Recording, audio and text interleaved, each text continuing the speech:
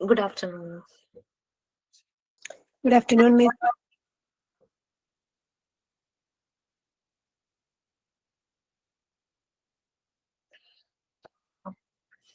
Okay, very good afternoon to all. We can start. നിങ്ങൾ prayer ഒക്കെ തുടങ്ങിയിരുന്നോ? ഇല്ല miss. Okay, please.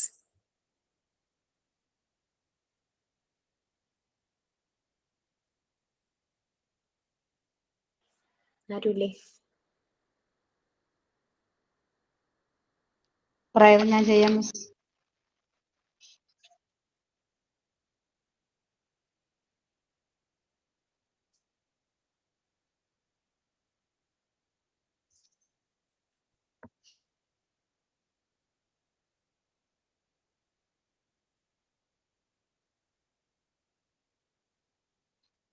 ലോകത്തിനാകവേ ശാന്തി നൽകിയിടുന്ന ലോകാദിനാഥനെ കൈതൊഴുന്നേ.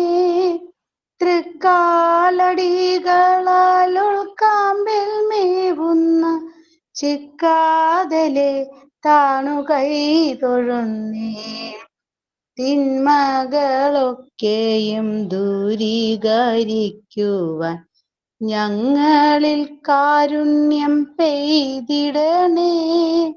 കർമ്മനിരതരായി ഞങ്ങളെ മാറ്റുവാൻ കണ്ണു തുറന്നു കനിഞ്ഞിടണേ. എക്കാലം ഞങ്ങൾക്കു മുന്നോട്ടു പോകുവാൻ സത്യമാർഗം തെളിച്ചിടണേ. സത്യപ്രകാശമേ നിന്നിലാലിയുവാൻ നിത്യവും ഞങ്ങൾ വണങ്ങിടുന്നേ.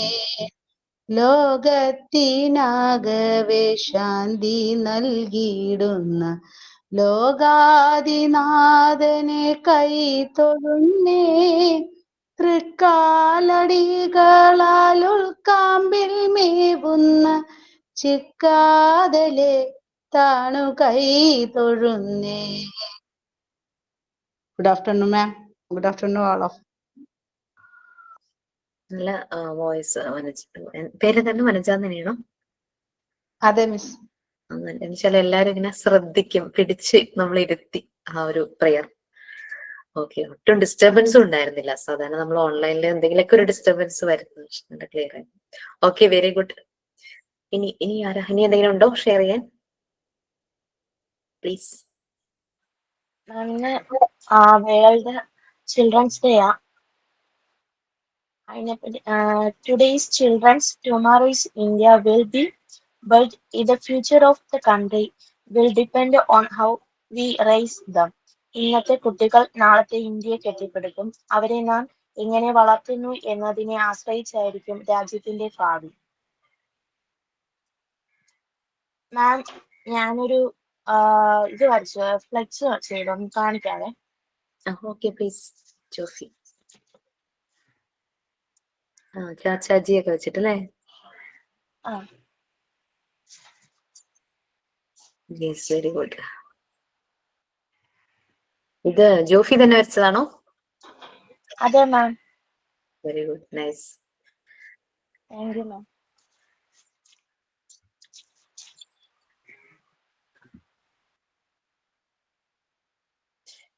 സൈനിനായിട്ട് ഞാൻ രണ്ടുപേരും പാട്ട് പാടാം. ഞാൻ അതാ വിചാരിച്ചു, പ്രയർ ആരും ചെയ്യാണ്ടായപ്പോ ഞാൻ അങ്ങനെ പെട്ടെന്ന് പാടിയതാണ്. എനിവേ 2 പ്രാവശ്യം ഞങ്ങൾക്ക് കേൾക്കാൻ കഴിയുമല്ലോ, പ്ലീസ്. പുത്തരിപ്പാടം പച്ച വിരിച്ചാൽ പൂവിന് പോകണ്ടേ. ഒത്തിരി ഒത്തിരി മുത്തു കൊരുത്തൊരു തത്തയെ കാണണ്ടേ. മാനത്തെ ചെമ്പകം പൂത്തില്ലേ, മാമഴപ്രാവ് പറഞ്ഞില്ലേ. വെള്ളരിക്കിണ്ണത്തിലെന്തുണ്ട്, പുള്ളിപ്പശുവിന്റെ പാലുണ്ട്. പുസ്തകത്താളിൽ ഒളിച്ച കിനാവിന് പത്തരമാറ്റുണ്ട്. മിന്നാ മിന്നി ഇത്തിരി പൊന്നെ, മിന്നണതെല്ലാം പൊന്നല്ല. കണ്ണാൻ തുമ്പി കാഞ്ചനത്തുമ്പി, കാതിൽ കേട്ടത് പാട്ടല്ല. ഒന്നാമത്തെ തോണിയിലേറി പൊന്നാരമ്പിളി വന്നിരുമ്പുമ്പോ തന്നീടാമൊരു പൊന്നോല. മിന്നാ മിന്നി ഇത്തിരി പൊന്നെ, മിന്നണതെല്ലാം പൊന്നല്ല. കണ്ണാ തുമ്പി കാഞ്ചനത്തുമ്പി, കാതിൽ കേട്ടത് പാട്ടല്ല. Thank you miss. Very good. ഈ ഒരു എന്താ പറയാ, ഇങ്ങനെ ആദ്യമായിട്ടാണോ വനജ പാടുന്നത്? അല്ല, ഞാൻ പാടാറുണ്ട്. മിസ്സിന്റെ ക്ലാസ്സിൽ പാടിയിട്ടില്ല. പാടാറുണ്ട്. ആണല്ലേ? അതല്ലേ, എന്റെ ക്ലാസ്സിൽ ആദ്യമായിട്ട് പാടിയപ്പോ 2 പ്രാവശ്യം കേൾക്കാനുള്ള ഭാഗ്യം കിട്ടിയത്. Okay, very nice. പാടാറുണ്ട് മിസ്. പ്രയറാണ് മാക്സിമം പാടാറ്. ശ്രദ്ധിക്കാണ്ടായി. മേ ബി ഞാനും ഇന്ന് വളരെ റിലാക്സ്ഡ് അല്ലായിരിക്കും. അതായിരിക്കും എനിക്ക് പെട്ടെന്ന് എന്റെ ഉള്ളിലേക്ക് ആ പ്രെയർ അങ്ങ് കയറിയത്. അതുകൊണ്ടായിരിക്കും എനിക്ക് എന്തോ ഒരു യുണീക്ക് ഫീല് തോന്നിയത്. Too much relaxed. പല പല കാര്യങ്ങൾ നമുക്കുണ്ട്, എന്നാലും എന്തോ മൈൻഡ് ഫ്രഷ് ആയിരുന്നു കാണുമായിരിക്കും. അതുകൊണ്ടാണ് എനിക്കും അത് ഉള്ളിലേക്ക് അത്രയും കയറിയത്. ഓക്കെ, സോ ജോഫി എന്നോടൊരു കാര്യം പറഞ്ഞിട്ടുണ്ടായിരുന്നു, ഞാനത് അന്വേഷിക്കാൻ. കാരണം നമുക്ക് 8ാമത്തെ ബാച്ചിന്റെ കോൺവെക്കേഷൻ ആയിട്ടുള്ളൂ. അപ്പൊ 14 എന്നത്തേക്ക് ആകുന്നൊരു കറക്റ്റ് ഒരു ഇൻഫർമേഷൻ കൺഫർമേഷൻ തരാൻ പറ്റാത്തതിന്റെ ഒരു പ്രശ്നം കൊണ്ടാണ് കേട്ടോ. കാരണം ഇനി 10 ഉണ്ട്, 9 ഉണ്ട്, 10 ഉണ്ട്, 11, 12, 13 ഇത്രയും വരുന്നുണ്ടല്ലോ. അപ്പൊ 14 എന്നത്തേക്ക് എന്നുള്ളൊരു ഇതായിരിക്കും ഒരു സംശയം. നിങ്ങളുടെ കോഴ്സ് തുടങ്ങി ആ മന്ത് തുടങ്ങി 1 ഇയർ നോക്കുമ്പോൾ ഒരു 2 months ബാക്ക് എന്നെടുത്ത് നോക്കിക്കഴിഞ്ഞാൽ ഏകദേശം ആ ഒരു ടൈമിലായിരിക്കും. എന്നാലും ഇപ്പോഴുള്ള ബാച്ചുകളുടെ പോകുന്ന അനുസരിച്ച് എന്നത്തേക്കാണെന്ന് നോക്കാം. കാരണം നമുക്ക് 6ഉം 7ഉം ഒരുമിച്ചാണ് നടത്തിയത്. 11 കുട്ടികൾ കുറവുള്ളത് കൊണ്ട് 11ഉം 12ഉം ചിലപ്പോൾ ഒരുമിച്ചാകാം.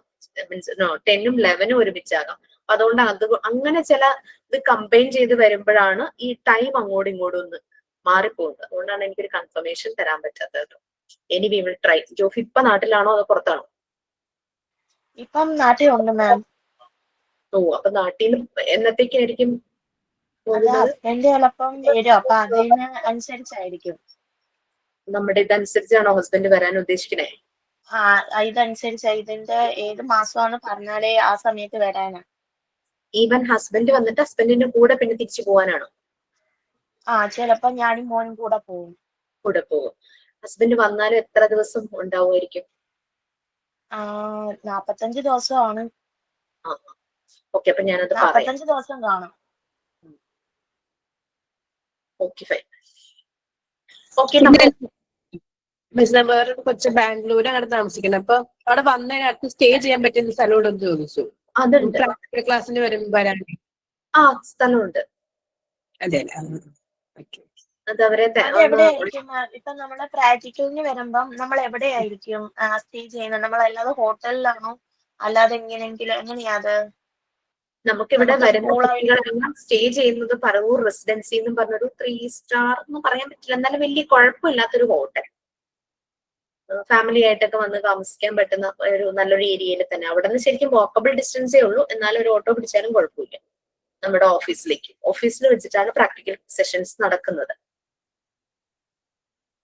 മെയിൻ റോഡിൽ തന്നെയാണ്. അതായത് നമ്മളുടെ ഇപ്പൊ ആലുവ സൈഡിൽ നിന്നാണ് നിങ്ങൾ വരുന്നതെങ്കിൽ ആലുവയിൽ നിന്ന് വരുമ്പോൾ ഒരു സിഗ്നൽ ഉണ്ട്, ചേന്നമംഗലം ജംഗ്ഷൻ എന്ന് പറഞ്ഞ സിഗ്നൽ. അവിടെയാണ് നമ്മളുടെ ഓഫീസ്.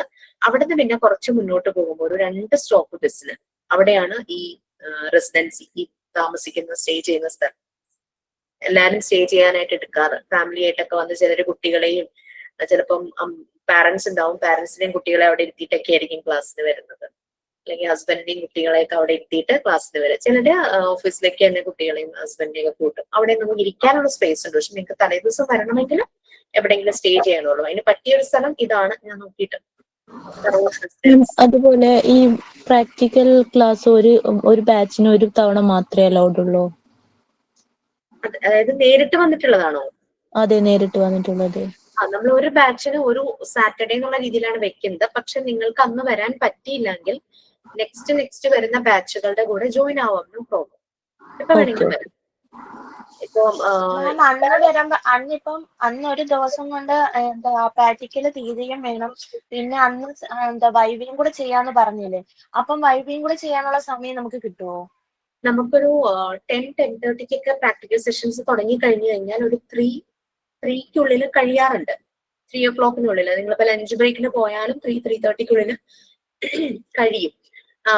സമയമുണ്ട്, കംഫർട്ടബിൾ ആണെങ്കിൽ മാത്രം അന്ന് വൈവ് അറ്റൻഡ് ചെയ്താൽ മതി. No problem. അതൊരു നിർബന്ധമല്ല കേട്ടോ. അന്ന് നേരിട്ട് അറ്റൻഡ് ചെയ്യാൻ താല്പര്യമുള്ളവർക്ക് അന്ന് അവിടെ വെച്ച് നേരിട്ട് അറ്റൻഡ് ചെയ്യാം. അല്ലാത്തവർക്ക് നമ്മൾക്ക് പ്ലാറ്റ്ഫോം ഉണ്ടല്ലോ, ഓൺലൈനായിട്ട് ഗൂഗിൾ മീറ്റ് പ്ലാറ്റ്ഫോം കൊടുക്കും, പ്രൊവൈഡ് ചെയ്യും. അന്നേരം നമുക്ക് ഈ മെറ്റീരിയൽ എല്ലാം കൊണ്ടുവരാമല്ലോ അല്ലെ? മാം പ്രാക്ടിക്കൽ സെക്ഷൻ അവിടെ നടക്കുന്നതിന്റെ റെക്കോർഡഡ് ആയിട്ടുള്ള ഇടുമല്ലോ. നമുക്ക് വരാൻ പറ്റില്ല മാം, ഞാനുള്ളത് ഇപ്പൊ പഞ്ചാബാണ്, ഇപ്പൊ ആൾക്ക് ലീവ് കിട്ടില്ല. No problem, no worries. I am coming to that. Actually നിങ്ങളുടെ പ്രാക്ടിക്കൽ സെഷൻ ഓഫീസിൽ നേരിട്ട് വന്ന് നിങ്ങൾ ചെയ്യുന്നതിന് മുമ്പ് തന്നെ നിങ്ങൾക്ക് ഡെമോൺസ്ട്രേഷൻ ക്ലാസ് പ്രൊവൈഡ് ചെയ്യാറുണ്ട്. അപ്പോൾ അതിന്റെ ഒരു ഡെമോൺസ്ട്രേഷൻ ക്ലാസ് നിങ്ങൾക്ക് ഇപ്പൊ മെസ്സേജ് വന്നിട്ടുണ്ടാവും, നാളെ രാവിലെ 10:30 ഓൺലൈൻ ആയിട്ടുള്ള ക്ലാസ്. അപ്പൊ ഓൺലൈനായിട്ട് ഭാഗ്യ അപ്പൊ ഞാൻ എല്ലാം ഒന്ന് ഡെമോ കാണിച്ചു തരും എന്നേ ഉള്ളൂ. ആ വീഡിയോ കാണാൻ പറ്റും, അതില് ഓൺലൈനായിട്ട് വന്ന് അറ്റൻഡ് ചെയ്യാൻ പറ്റുന്നേ ഉള്ളൂ. നേരിട്ട് വന്ന് ചെയ്യുമ്പോൾ കുറച്ചുകൂടെ ക്ലാരിറ്റി കിട്ടും. പക്ഷെ എല്ലാവർക്കും അങ്ങനെ വരാൻ പറ്റുന്ന സാഹചര്യം ആയിരിക്കില്ലല്ലോ. അപ്പൊ നേരിട്ട് വരുന്ന മറ്റു കുട്ടികൾ ചെയ്യേണ്ടത് നല്ല രീതിയിൽ ഒരു വീഡിയോ എടുക്കുക. അത് കാണുമ്പോൾ നിങ്ങൾക്ക് കുറച്ചുകൂടെ മനസ്സിലാവും. മാക്സിമം ലിമിറ്റ്സിനെയൊക്കെ ഓവർകം ചെയ്യുന്ന രീതിയിൽ നമ്മൾ ഡെമോൺസ്ട്രേഷൻ തരും. നേരിട്ട് വരുമ്പോൾ നിങ്ങളുടെ ഒരു രീതി ഉണ്ടാവുമല്ലോ ചെയ്യുന്നത്, കുഞ്ഞു കുട്ടികളെ പോലെ ചെയ്യുന്ന ഒരു രീതി ഉണ്ടാവുമല്ലോ, അതിന്റെ ഒരു വീഡിയോ എടുക്കുമ്പോഴേക്കും മറ്റുള്ളവർക്ക് കുറച്ചുകൂടെ ക്ലാരിറ്റി ഉണ്ടാവും. സോ അതുകൊണ്ട് അതിനെക്കുറിച്ച് ഒക്കെ ടെൻഷൻ അടിക്കേണ്ട. കാരണം നമ്മുടെ പ്ലാറ്റ്ഫോം വിർച്വൽ ആണ്, നമ്മൾ ഓൺലൈൻ കോഴ്സ് ആണ്. പക്ഷെ പ്രാക്ടിക്കൽ സെഷൻ ഇങ്ങനെ ഒരു കാര്യം കൂടെ ഉള്ളത് കൊണ്ട് നിങ്ങൾ കുറച്ചുകൂടെ യൂസ്ഫുൾ ആകും എന്നുള്ളത് കൊണ്ടാണ് നമ്മൾ നേരിട്ട് ഇത് ചെയ്യുന്നത്. ഓൾമോസ്റ്റ് മറിയ മോൺസോൾ ഡിസൈൻ ചെയ്ത മെയിൻ മെറ്റീരിയൽസ് എല്ലാം തന്നെ നമ്മൾ അറേഞ്ച് ചെയ്തിട്ടുണ്ട്. എല്ലാം ഒറിജിനൽ തന്നെ, നോ ഡ്യൂപ്ലിക്കേറ്റ്സ്. ഒരു സർവേ വർക്ക് തന്നിട്ടുണ്ടായിരുന്നില്ലേ, അതില് ക്വസ്റ്റ്യൻസ് ഒഴിവാക്കാന്നുള്ളത് നമ്മുടെ ഇഷ്ടത്തിന് ഒഴിവാക്കുന്നതാണോ അല്ലെങ്കിൽ മാം ഒഴിവാക്കിയിട്ടുള്ളത് സർവേ തരുമെന്നാണോ? അതൊരു ഡൗട്ട്. ഞാൻ അതിലൊന്നും ചെയ്യില്ല. It's your freedom. നിങ്ങൾക്ക് അതിനകത്ത് ഏതെങ്കിലും ക്വസ്റ്റ്യൻ വായിക്കുമ്പോൾ ഇറ്റ്സ് നോട്ട് റെലവെന്റ്, ഈ ഒരു കാലഘട്ടത്തിൽ ഇതിന്റെ ആവശ്യമൊന്നുമില്ല എന്ന് പറഞ്ഞാൽ നിങ്ങൾക്ക് തോന്നുവാണ് ഏതെങ്കിലും കളയാൻ, നിങ്ങൾക്ക് കളയാം. ഇനി നിങ്ങൾക്ക് തോന്നുവാണ് ഈ ഒരു ക്വസ്റ്റ്യൻ ആഡ് ചെയ്യുവാണെങ്കിൽ നന്നായിരിക്കും, you can add. Okay okay. Ma'am practical എന്നായിരിക്കും? ഈ മാസം ലാസ്റ്റ് ആണോ? നിങ്ങൾ 14 അല്ലേ? ഏത് ബാച്ച്? 14 അല്ലേ? Next month miss 14. Next month ആയിരിക്കും എന്ന് പറയാൻ കാരണം 12-ന് 29-നാണ് ഈ മാസം അവസാനത്തെ സാറ്റർഡേ. 13 ഓൾറെഡി നമ്മൾ കൊടുത്തിട്ടുണ്ടായിരുന്നു ഈ മാസം ആദ്യം. 11 കഴിഞ്ഞു, 12-ന്റെ 29-ന് നടക്കുന്നു. Then that means next chance നിങ്ങൾക്കാണ്, 14 ബാച്ചുകാർക്കാണ്. അതെന്നാന്നുള്ളത് സാറ്റർഡേസിലായിരിക്കും. കാരണം നമ്മുടെ ക്ലാസ്സിനെ ഒന്നും ഡിസ്റ്റർബ് ചെയ്യരുതല്ലോ, അതുകൊണ്ടാണ് സാറ്റർഡേ വെച്ചിരിക്കുന്നത്. പിന്നെ അതെന്നാന്നുള്ളത് പറയുന്നതൊന്നും കൊണ്ടല്ല, ഈ സാറ്റർഡേസിലാണ് കോൺവെക്കേഷൻസും എല്ലാം വരുന്നത്. പല പല കോഴ്സുകളും ഉണ്ടല്ലോ, അപ്പൊ അതിന്റെയൊക്കെ കോൺവെക്കേഷൻസ് ഇതെല്ലാം നോക്കിയിട്ട് വേണം ഡേറ്റ് വെക്കാൻ. ഇൻഫോം എന്തായാലും ഒരു 10 days ബിഫോർ തന്നെ നിങ്ങൾക്ക് അതിന്റെ ഒരു ഇൻഫർമേഷൻ വരും. അല്ലെങ്കിൽ അറ്റ്ലീസ്റ്റ് 1 week, കാരണം ടിക്കറ്റ് ഒക്കെ ബുക്ക് ചെയ്ത് വരുന്നവരുണ്ടാവുമല്ലോ, വരാൻ പറ്റും. എനിക്കൊരു ഡൗട്ട് ഉണ്ട് സർവേനെ കുറിച്ചിട്ട്. നമ്മള് അതിന് ഇത്ര വയസ്സുള്ള കുട്ടികളിൽ തുടങ്ങാൻ പാടുള്ളൂ എന്നുണ്ടോ? അങ്ങനെ വല്ല ഇതുണ്ടോ അതിനകത്ത്? ഇപ്പൊ എന്റെ ഫാമിലിയിൽ തന്നെ സ്കൂളിൽ പോകാത്ത 2 കുട്ടികളുണ്ട്. ബാക്കി ഒരുമാതിരി അയൽവക്കത്തായിരുന്നാലും സ്കൂളിൽ പോണ കുട്ടികളാണ്. അപ്പൊ സ്കൂളിൽ പോകാത്ത കുട്ടികളുടെ നമുക്ക് എടുക്കാൻ പാടുണ്ടോ മാഡം? നമ്മള് കുറെ ക്വസ്റ്റ്യൻസ് സ്കൂൾ റിലേറ്റഡ് ഉണ്ടല്ലോ അതിനകത്ത്. സ്കൂളിൽ എങ്ങനെയാണ്, ടീച്ചർ ട്രെയിൻഡ് ആണോ, അങ്ങനെ പറഞ്ഞു. അപ്പൊ അതൊക്കെ നമുക്ക് ആൻസർ ചെയ്യാൻ പറ്റാണ്ട് വരുമല്ലോ. അതെ അതെ. അപ്പൊ നമ്മൾ സ്കൂളിൽ പോണ കുട്ടികളെ തന്നെ സെലക്ട് ചെയ്യണതായിരിക്കില്ലേ നല്ലത്? അത് നിങ്ങൾക്ക് ഏത് ഏജ് ആണെങ്കിലും കുഴപ്പമില്ല കേട്ടോ. പ്രീ സ്കൂൾ എന്ന് പറഞ്ഞാലും പ്രീ സ്കൂൾ കുട്ടികളെ എടുക്കാം. അഡോളസൻസ് കൗമാരക്കാരുടെ ഇടയിലും പ്രശ്നങ്ങൾ ഒത്തിരി ഉണ്ട്. അപ്പൊ അവരുടെ സെലക്ട് ചെയ്യാം. അപ്പൊ ഏതായാലും പ്രോബ്ലം ഇല്ല. പിന്നെ എന്റെ കുട്ടികളാവുമ്പോ നമുക്ക് ഒരു മിനിറ്റ് രശ്മിന, സംഗീത പറഞ്ഞോളൂ. രശ്മിന വരാം. എന്റെ നെയ്ബർ ഒരു കുട്ടി ഓട്ടിസം ഉള്ള കുട്ടിയാ. അപ്പൊ ആ കുട്ടി അങ്ങനെ ഒരു സ്കൂളിൽ പഠിക്കാൻ പോണ കുട്ടിയാ. ഒരു 20 വയസ്സിന് മുകളില് പ്രായമുണ്ട്. അപ്പൊ ആ കുട്ടിയുടെ എടുക്കാവോ നമുക്ക്? തീർച്ചയായിട്ടും എടുക്കാം. അതൊക്കെ നമുക്ക് നല്ലൊരു എക്സ്പീരിയൻസ് ആണല്ലോ. നമുക്ക് എന്തെങ്കിലും അവിടെ ചെയ്യാൻ പറ്റുവാണെങ്കിൽ അതും ചെയ്യാലോ.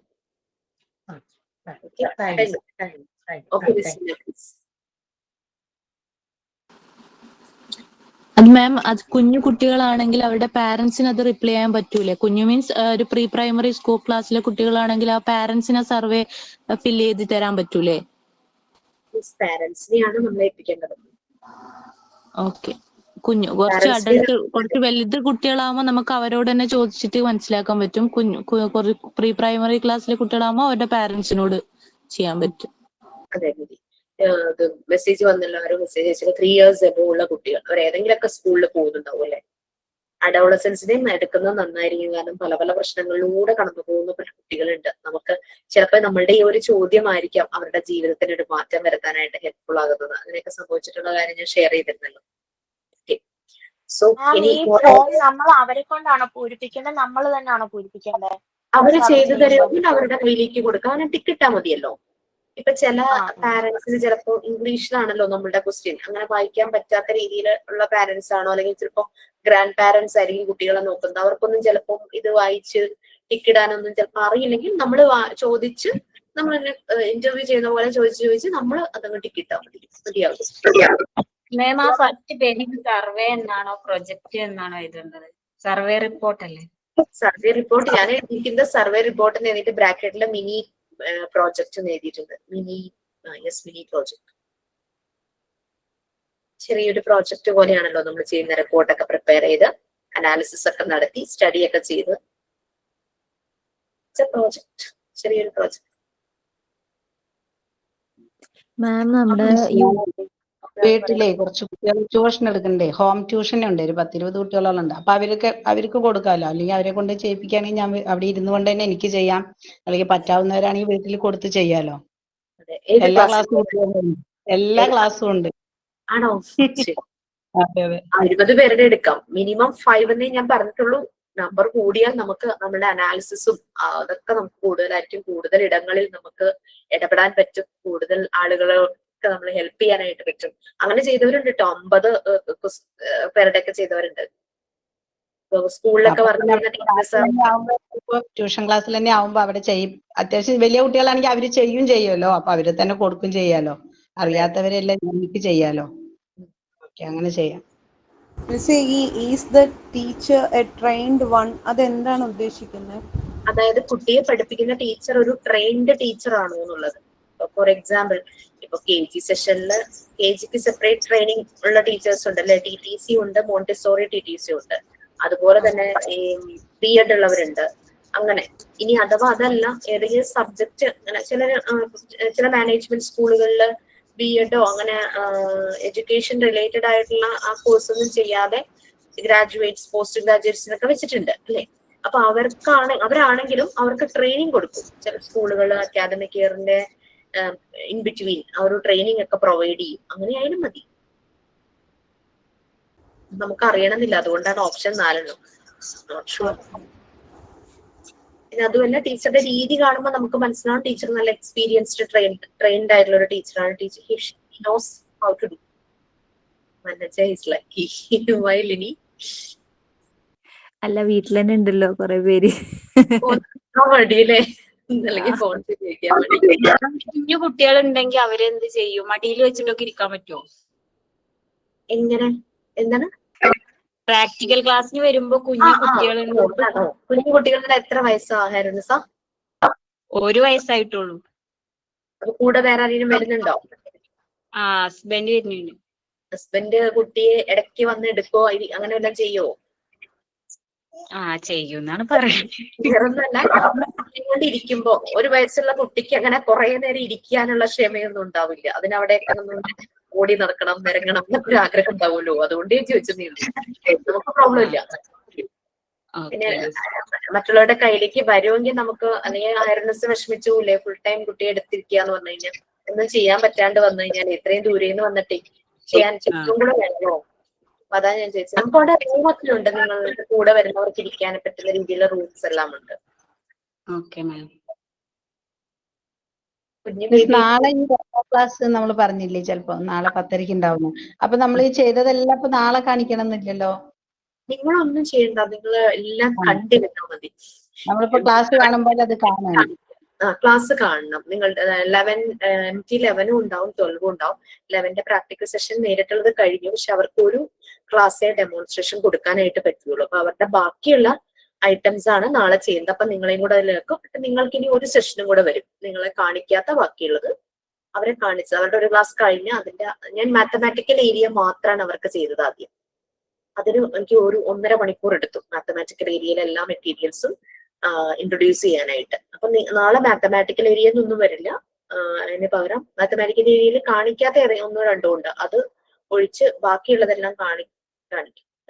അടുത്ത ആഴ്ച ഇതുപോലെ ഒരു ക്ലാസ് വെച്ചിട്ട് നിങ്ങൾക്കുള്ള സെഷൻ, അങ്ങനെ പ്രാക്ടിക്കൽ സെഷൻ ഓൺലൈനിൽ തീർക്കും.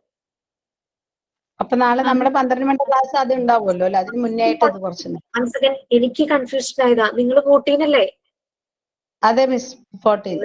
സോറി, നിങ്ങൾ 12 ആണെന്ന് കരുതിയാണ് ഞാൻ പറയുന്നത്. 12-നാണ് കേട്ടോ നാളത്തെ ക്ലാസ്. ഇതുപോലെ നിങ്ങൾക്ക് വരും, അപ്പൊ അറ്റൻഡ് ചെയ്താൽ മതി. നാളെ അറ്റൻഡ് ചെയ്യണം.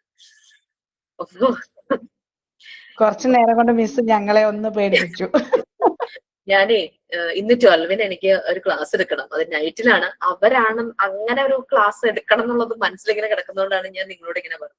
ഓക്കെ, റിലാക്സ് ചെയ്തോളൂ. 14-ന്റെ ക്ലാസ് ഉടനെ തന്നെ ഉണ്ടാവും, കാരണം 13 ഓൾറെഡി കഴിഞ്ഞു. അപ്പൊ 14 നിങ്ങൾക്കാണ് ഇനി അടുത്തത് ഓൺലൈൻ ആയിട്ട് ഡെമോ വരുന്നത്. അത് നെക്സ്റ്റ് വീക്ക് ഉണ്ടാവില്ല, കാരണം 12-ന് എനിക്ക് നെക്സ്റ്റ് വീക്കും കൂടെ കൊടുക്കണം. അതിന്റെ അടുത്ത ആഴ്ച ചിലപ്പോൾ നിങ്ങൾക്കുള്ള ക്ലാസ് ഓൺലൈനിലുള്ള ഡെമോൺസ്ട്രേഷൻ പറയും. അത് നിങ്ങളുടെ ക്ലാസ് ടൈമിലായിരിക്കില്ല കേട്ടോ, കാരണം എനിക്ക് ഓഫീസിലേക്ക് പോകണം, അവിടെ നിന്ന് വേണം ക്ലാസ് എടുക്കാൻ. മെറ്റീരിയൽസ് എല്ലാം അവിടെ ഇരിക്കുക. അപ്പൊ എനിക്ക് ക്ലാസ് ഇല്ലാത്ത ഒരു ടൈം മോസ്റ്റ്ലി അത് ഫ്രൈഡേ ഒക്കെ ആയിരിക്കും. സോ കേട്ടതൊക്കെ ഒന്ന് മാറ്റി കളഞ്ഞു. ഓക്കെ മാം, ഒരു കാര്യം കൂടെ ചോദിക്കട്ടെ. എക്സാം എപ്പോഴാന്നൊന്ന് പറയാൻ പറ്റുമോ? ടു ബി ഫ്രാങ്ക്, ഞങ്ങൾക്ക് 1 മാസം മുന്നേ തൊട്ട് പറഞ്ഞു തുടങ്ങി ഇതാ പെയിന്റ്, വീട് മൊത്തം പെയിന്റ് അടിക്കാനേ. അപ്പൊ അതിൽ എൻഗേജ്ഡ് ആയ നമ്മുടെ എക്സാംസ് ഇനി ഉദ്ദേശിച്ചേ? അല്ലല്ല, മെയിൻ എക്സാം അല്ല, ടേം എക്സാമേ. എക്സാമിനേഷൻ ആണോ? നിങ്ങളുടെ 1 കഴിഞ്ഞതല്ലേ? ഇല്ല, 1 കഴിഞ്ഞിട്ടില്ല. കുറച്ച് കഴിയാനുണ്ട്, കുറച്ച് കഴിയാനുണ്ട്. സോ കുറച്ചെന്ന് പറഞ്ഞാൽ എത്രയാണെന്ന് പറയോ? അപ്പൊ ഞാൻ ഉദ്ദേശിച്ചൊരു ടൈം പറയാം. എടുക്കണ ചാപ്റ്റർ തീരാൻ മാത്രമേ ഉള്ളൂ. വേറെ ഡേറ്റ് വന്ന് കാണുമല്ലോ, ഡിസംബറിലുണ്ടാവും. ഞാൻ ഏത് പോർഷൻ എടുക്കുന്നത്? എഡ്യൂക്കേഷൻ സൈക്കോളജി തീർന്നിട്ടില്ല. ഓക്കെ, അത് തീർന്നാൽ നമ്മളുടെ പാർട്ട് വഴിയോ? മിസ്സിന്റെ ചൈൽഡ് വെൽഫെയറും തീരാനുണ്ട്. അത് പാർട്ട് 1 തീരും. ചൈൽഡ് വെൽഫെയർ എടുക്കാനുണ്ട് അല്ലേ? തീർന്നിട്ടില്ല, എടുത്തു തുടങ്ങിയിട്ടുണ്ട്. അശ്വതി മിസ് ആണോ? ഓക്കെ, അപ്പൊ മേ ബി ഒരു 2-3 ക്ലാസ്സസ് എന്ന് വെച്ചാലും നമുക്ക് ഈ മാസം തന്നെ തീരുമായിരിക്കും അല്ലേ? അതെ അതെ, എന്ന് ചോദിച്ചു നോക്കട്ടെ കേട്ടോ.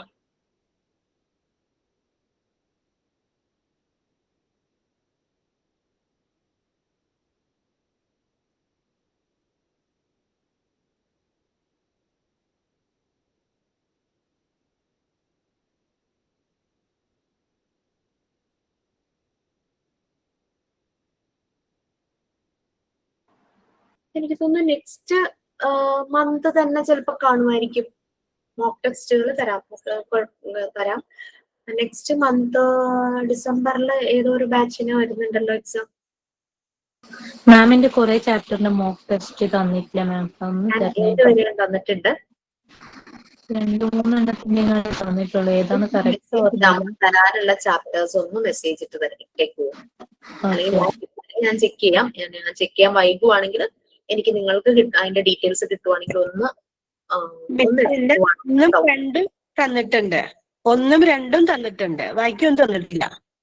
1-2 എന്ന് പറഞ്ഞു കഴിഞ്ഞാൽ പാർട്ട് 1-ലെ യൂണിറ്റ് 1 യൂണിറ്റ് 2 ആണോ? Modern concept health fitness and wellness തന്നിട്ടുണ്ട്. പിന്നെ ഞാൻ എടുത്തത് 6th യൂണിറ്റ് അല്ലേ, ഹെൽത്ത് ആൻഡ് ഹൈജീൻ. പിന്നെ 5, 6 ഫസ്റ്റ് എയ്ഡും ഇതും. ഓക്കെ. പിന്നെ സെക്കൻഡ് പാർട്ടില് ഇപ്പൊ എടുക്കണത് എഡ്യൂക്കേഷൻ സൈക്കോളജി അല്ലേ? പാർട്ട് 2 ഞാൻ എടുത്തിട്ടുള്ളൂ. വേറെ ഏതെങ്കിലും എടുത്തിട്ടുണ്ടോ? ഇല്ല, അത് കഴിയുമ്പോ അതിൽ നിന്നും തരണം. അപ്പൊ 3 ചാപ്റ്റേഴ്സിന്റെ ഞാൻ തരാനുണ്ട്. അതെ, പാർട്ട് 1 and 2-ലെ 1-ൽ നിന്ന് 2 ചാപ്റ്ററും 2-ൽ നിന്ന് ഇപ്പൊ എടുക്കുന്ന എഡ്യൂക്കേഷൻ സൈക്കോളജി.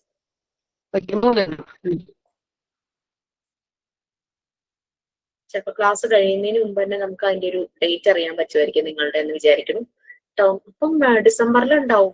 ഡിസംബർ ആദ്യം തന്നെ കാണുമായിരിക്കും. ക്രിസ്മസിന് മുമ്പ് പെയിന്റ് ചെയ്യാനാണോ ഇനി? അതെ മാം. കാരണേ പിള്ളേരുടെ ഫസ്റ്റ് ഹോളി കമ്മ്യൂണിയൻ ഉണ്ട് രണ്ടുപേരുടെ. അപ്പൊ ഓ അതിന് ഓ, മുന്നേ ശരി ശരി. അതെന്നായിരിക്കും? അത് മെയിലാണ്. പക്ഷെ ഞങ്ങക്ക് ജനുവരിയില് ഫീസ്റ്റ് ഉണ്ടേ.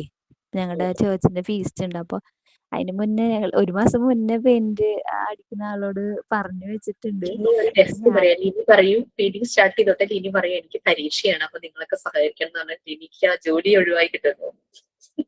ഇല്ല മാം, ഞാൻ മാത്രമല്ലോ. അപ്പൊ ഞാൻ ഇല്ലെങ്കിൽ ഒന്നും നടക്കില്ല. അപ്പൊ നമ്മൾ ഫുൾ എൻഗേജ്ഡ് ആയി എനിക്ക് എന്റെ ക്ലാസ് മിസ്സാവും, പിന്നെ എക്സാമിനും പ്രിപ്പയർ ചെയ്യാൻ പറ്റില്ല. അപ്പൊ ആ ടെൻഷൻ കാരണം ഞാൻ പറഞ്ഞു പെയിന്റ് അടി പറ്റില്ല ഇപ്പൊ. എന്നിട്ട് ഇപ്പൊ ഒരു മാസമായി അത് മാറ്റി വെച്ചിട്ട്. അത് കാരണം ഇപ്പൊ ഇന്നലെയും പറഞ്ഞു തുടങ്ങി എപ്പോഴാ പെയിന്റ് അടിക്കണേ, ഇനി ആ പറഞ്ഞ ആള് ചിലപ്പോ വരില്ല കേട്ടാന്ന് പറഞ്ഞിട്ട്. അപ്പൊ ഞാൻ അതാ ചോദിച്ചേ. എന്തായാലും ഡിസംബർ സമയമുണ്ടല്ലോ. അപ്പൊ ഡിസംബർ ഫസ്റ്റ് വീക്ക് തന്നെ ചിലപ്പോൾ കിട്ടുമായിരിക്കും ഡേറ്റ്. Okay ma'am.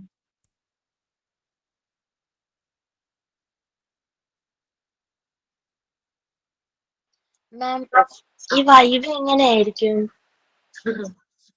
വൈബ് എങ്ങനെ വേണം ജോഫി? എന്താന്നറിയാ, ഞാന് മെറ്റീരിയൽ എല്ലാം ചെയ്തിട്ടുണ്ട്. അപ്പം പ്രാക്ടിക്കലിന് വരുമ്പം അത് ചെയ്യാനായിരുന്നു. അപ്പൊ എങ്ങനെയാണെന്ന് അറിയത്തില്ല. വൈവ് ഞാൻ ഇതുവരെയും ചെയ്തിട്ടില്ല.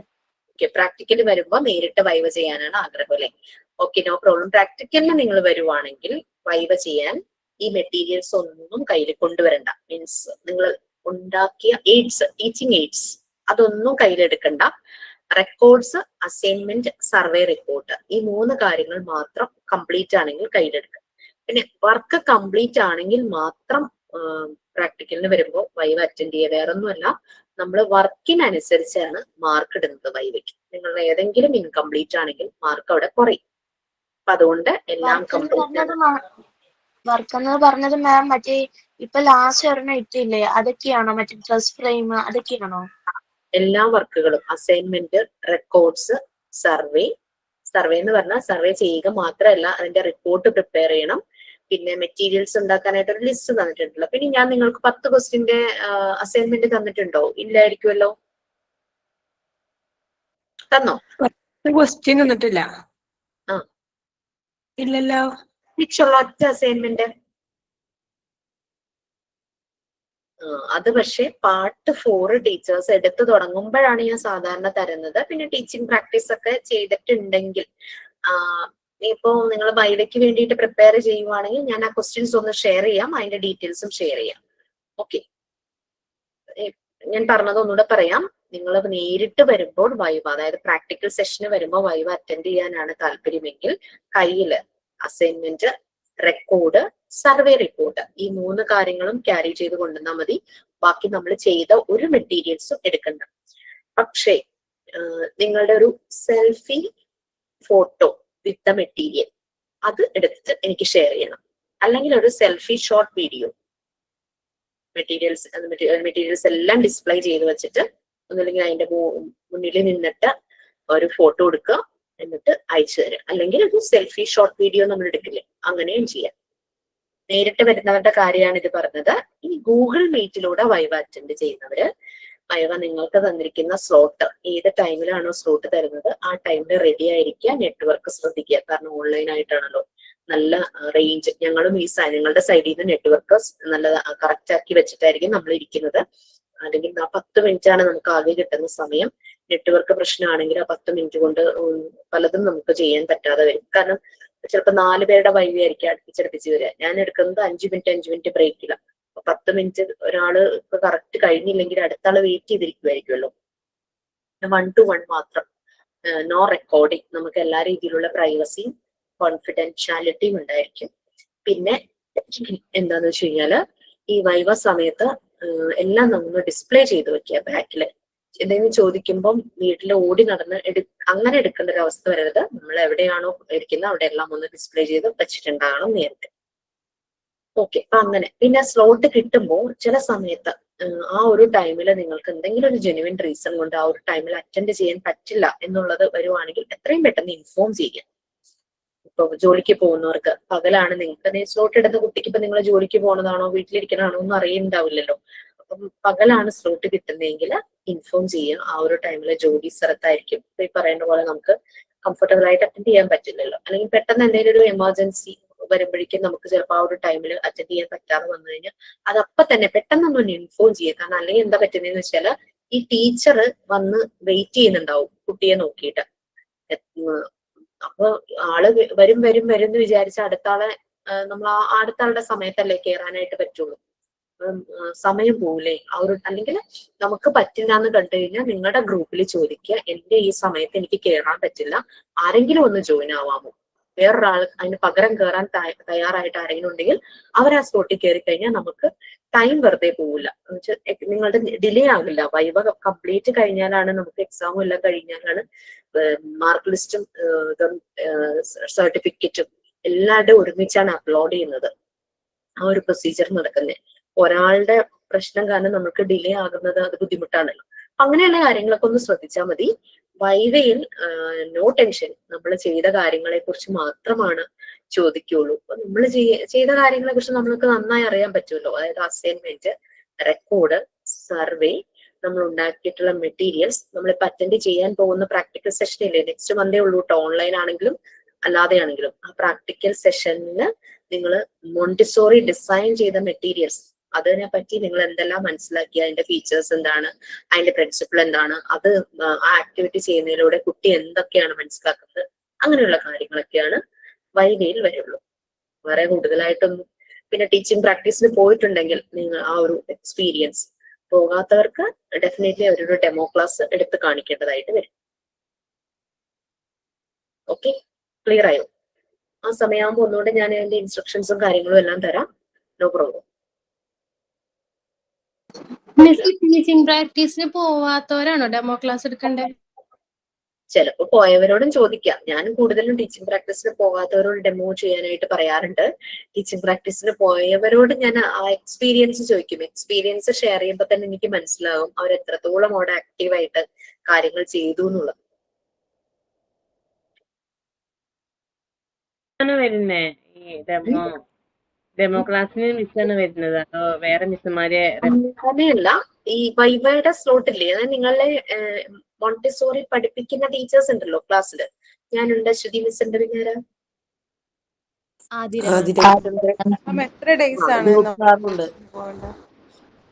ആതിര മിസ്. ഞങ്ങൾ 3 പേരിൽ ആരെങ്കിലൊക്കെ ആയിരിക്കാം സ്ലോട്ടിൽ വരുന്നത്. അവരുടെ അവൈലബിലിറ്റി, ടീച്ചേഴ്സിന്റെ അവൈലബിലിറ്റി അവർക്ക് ക്ലാസ് ഇല്ലാത്ത ടൈമിലൊക്കെ അല്ലേ പറ്റുള്ളൂ. അപ്പൊ അത് റാൻഡം ആയിട്ടായിരിക്കും. ഇന്ന ആള് ഇന്ന കുട്ടിക്ക് അങ്ങനെ ഉണ്ടാവില്ല, റാൻഡം ആയിട്ടായിരിക്കും അത് വരുന്നത്. ഓക്കെ മാം, എത്ര ഡേയ്സ് ആണ് ടീച്ചിങ് പ്രാക്ടീസിന് പോവേണ്ടത്? ടീച്ചിങ് പ്രാക്ടീസ് 10 to 15 days അത് മോർ ദാൻ ഇനഫ്. ബട്ട് ചിലര് പറയും എനിക്കൊരു 1 month ചെയ്യണം, 2 months ചെയ്യണം, 3 months ചെയ്യണം, എക്സ്പീരിയൻസിന് വേണ്ടിയിട്ടാണെന്ന് പറഞ്ഞ് അങ്ങനെ പോകുന്നവരുണ്ട്. 10 to 15 days അത് മതിയാകും. ഇല്ലെങ്കിൽ കൂടുതൽ എടുത്താലും പ്രശ്നമൊന്നുമില്ല. ചിലപ്പം ചെയ്തുകൊണ്ടിരിക്കുമ്പോ തന്നെ അവര് പറയും ഇവിടെ വർക്ക് ചെയ്യാമോ എന്ന് ചോദിച്ച് നമ്മൾ അവിടെ തന്നെ പ്ലേസ്ഡ് ആക്കും. അങ്ങനെ നടക്കുന്നുണ്ട്.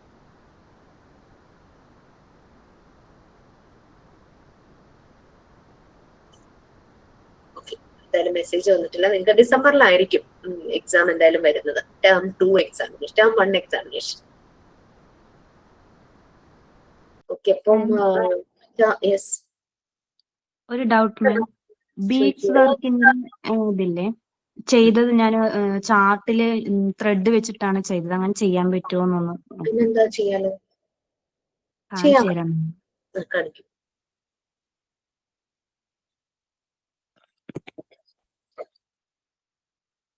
ഇതുപോലെ ഓക്കെ ഓക്കെ, വെരി ഗുഡ്. പിന്നെ എല്ലാം ചെയ്തോ? 1 to 10 ചെയ്തു അല്ലേ രേഖ? ഇല്ല, ഞാൻ പകുതി വരെ ചെയ്തിട്ടുള്ളൂ. ഇത് അങ്ങനെ ചെയ്യാൻ പറ്റുമോ ചോദിച്ചിട്ട് ചെയ്യാ പറഞ്ഞിട്ട്. ചെയ്യാൻ പറ്റും. പിന്നെന്ന് വെച്ചാൽ നമുക്ക് ഈ ബീഡ് സ്ട്രിങ് മൂവബിൾ എന്നുള്ളൊരു കൺസെപ്റ്റ് ഉണ്ട്. ബീഡ് സ്ട്രിങ് കയ്യിൽ എടുത്തിട്ട് കുട്ടികൾക്ക് ഇങ്ങനെ കൗണ്ട് ചെയ്യാം. പിന്നെ 2 ബീഡ് സ്ട്രിങ് ചേർത്ത് വെച്ചിട്ട് അഡീഷൻ ചെയ്യാം, മൾട്ടിപ്ലിക്കേഷൻ ചെയ്യാം. അപ്പൊ അതൊക്കെ വരുമ്പോ ഇത് എങ്ങനെയാകുന്നു മാത്രം ഒന്ന് നോക്കിയാൽ മതി.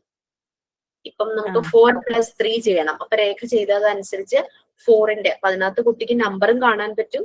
ഈ പറയുന്ന ബീഡിന്റെ സ്ട്രിങ് ഉണ്ട്. അതിന്റെ ഈ 2 ചാർട്ട്, ഒരു ചാർട്ടിലല്ലേ ഇങ്ങനെ ചെയ്തിരിക്കുന്നത്, 2 ചാർട്ടിന്റെ ഇൻ ബിറ്റ്വീൻ പ്ലസ് എന്നുള്ള അഡീഷന്റെ സിമ്പിൾ വെക്കണം. എന്നിട്ട് കുട്ടി കണ്ടിന്യൂസ് ആണ് എണ്ണുന്നത്. 4+3 അല്ലേ, 1 2 3 4 5 6 7 രണ്ടാമത്തെ ചാർട്ടിലെ ബീഡിനെ 4 കഴിഞ്ഞ് കണ്ടിന്യൂസ് ആയിട്ട് കൗണ്ട് ചെയ്യണം. അതൊക്കെ നമ്മൾ ഡെമോ കാണിക്കണം. എന്നിട്ട് ഈക്വൽ ടു 7 എന്നുള്ള ആ ഒരു ചാർട്ട് സ്ട്രിങ് വരുന്ന ബീഡ്സ് വരുന്ന ചാർട്ടായിരിക്കണം പിന്നെ വെക്കുന്നത്. അതുപോലെ നമ്മളുടെ ലൂസ് ആയിട്ട് ബീഡ് സ്ട്രിങ് അങ്ങനെയും ചെയ്തിട്ടുണ്ട്. ഇത് നല്ലൊരു മെത്തേഡ്. അപ്പൊ നമ്പർ എപ്പോഴും കാണുമല്ലോ. 4ഉം 3ഉം 7 എന്താ വട്ടവർ ഇറ്റ് ബി നമ്പർ ഐഡന്റിഫൈ ചെയ്യുകയും ചെയ്യും, കൗണ്ടിങ് ചെയ്യും, ആഡ് ചെയ്യും. It's good. Okay ma'am. ഒന്നുകൂടി കാണിക്കോ? ഞാൻ കണ്ടിട്ടില്ല. ഒന്നുകൂടെ കാണിക്കാൻ. കളർ പോണ ബീഡല്ലോ. ഒന്ന് മുകളിലേക്ക് പൊക്കി പിടിക്കോ? രേഖ മ്യൂട്ടാണ്. കളർ പോണ ബീഡാണോ രേഖ? അല്ലല്ലോ. കളർ പോവോ അത്? ഇല്ല, കളർ പോകും.